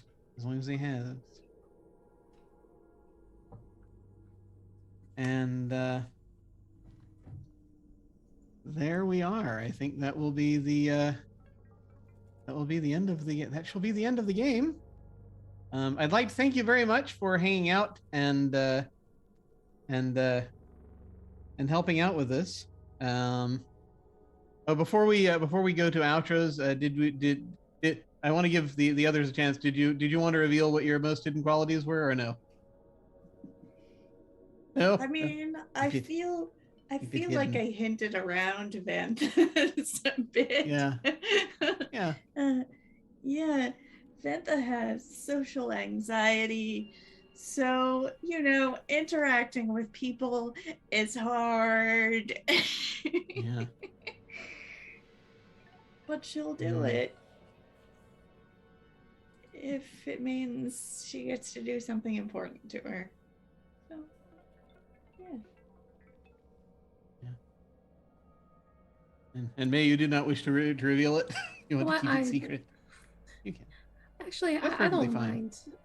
No, it's okay. I don't mind, but I just found it the weaker of all my my qualities. But my character is embarrassed about where she started in life and how hard she had to climb to get where she is.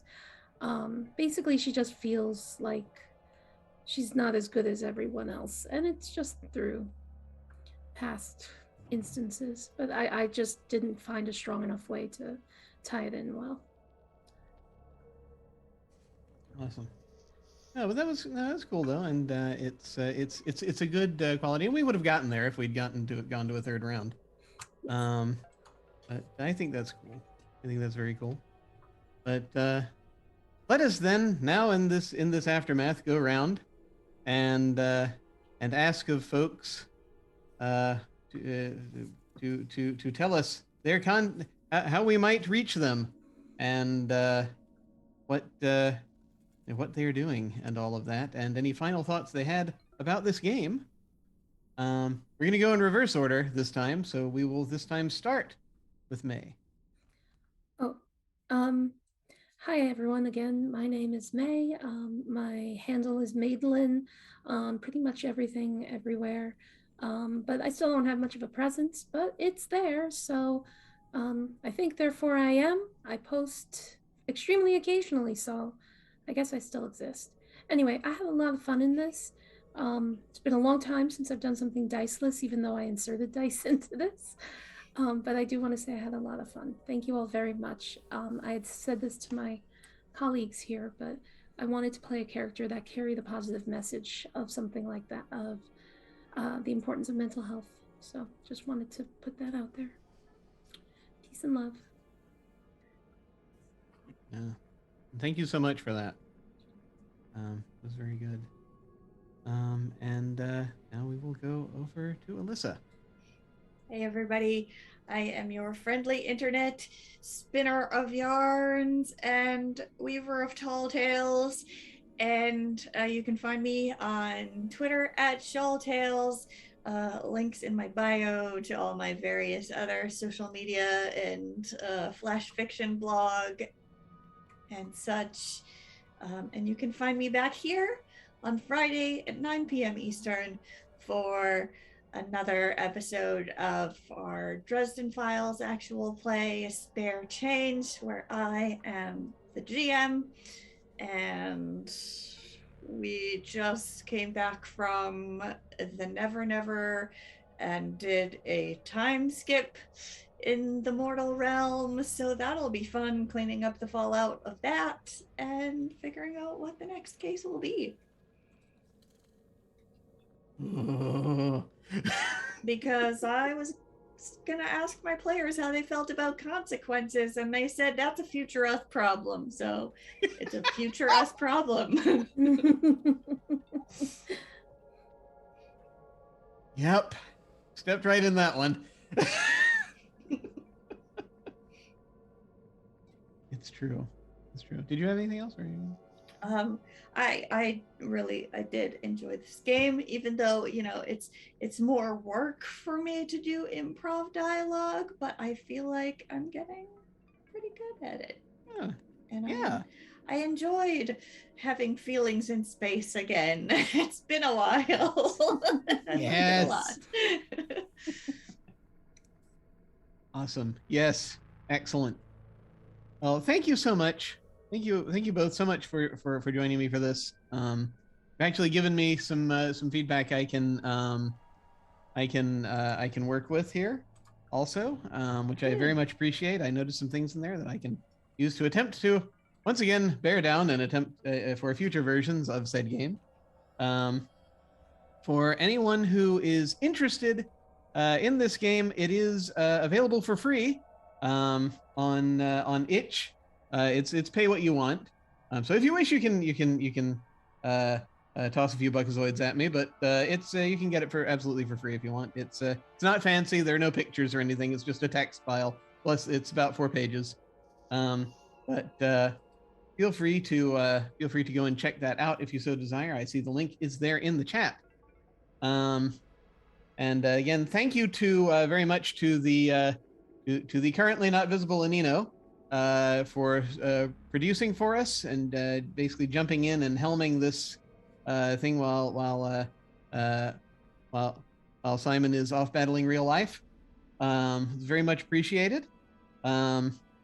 I believe there may be more of this kind of thing happening this month. So keep your eyes peeled for future things happening, future one-shots. At least I know there's at least one more coming up this month. That's going to be happening also on a Sunday afternoon. So feel free to look to it for that. As for myself, I'm Jim Ryan. I am a writer, streamer, and podcaster. I am OtherDoc on both Twitch and Twitter. And my website is jimyesthatjim.com, where you can check out my various things. I stream on my channel right now. I am streaming on Wednesdays. We have a short campaign going using Rosette Diceless. The campaign is called Top of the World, and it is about spies in a world very similar to the 1970s Earth.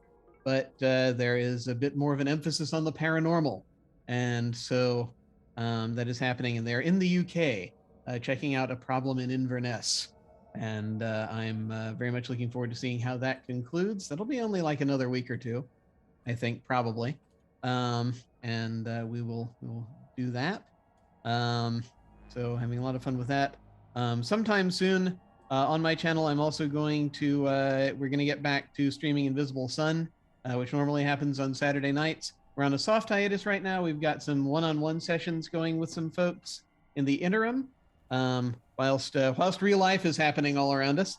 And once real life settles down a little bit, we'll be right back with it. So in a few weeks, I think, we'll be back to our regular sessions of Invisible Sun. And that's it, aside from my appearing on the Dresden Files game here on Fridays, which is an utter delight, despite the consequences. So I thank you all very much for coming and watching us. We are going to be, looks like we're going to be raiding Weave the Tale. So feel free to come and hang out with us as we do that. Thank you folks all for watching. Take care, and I will see you all of a sudden. Farewell.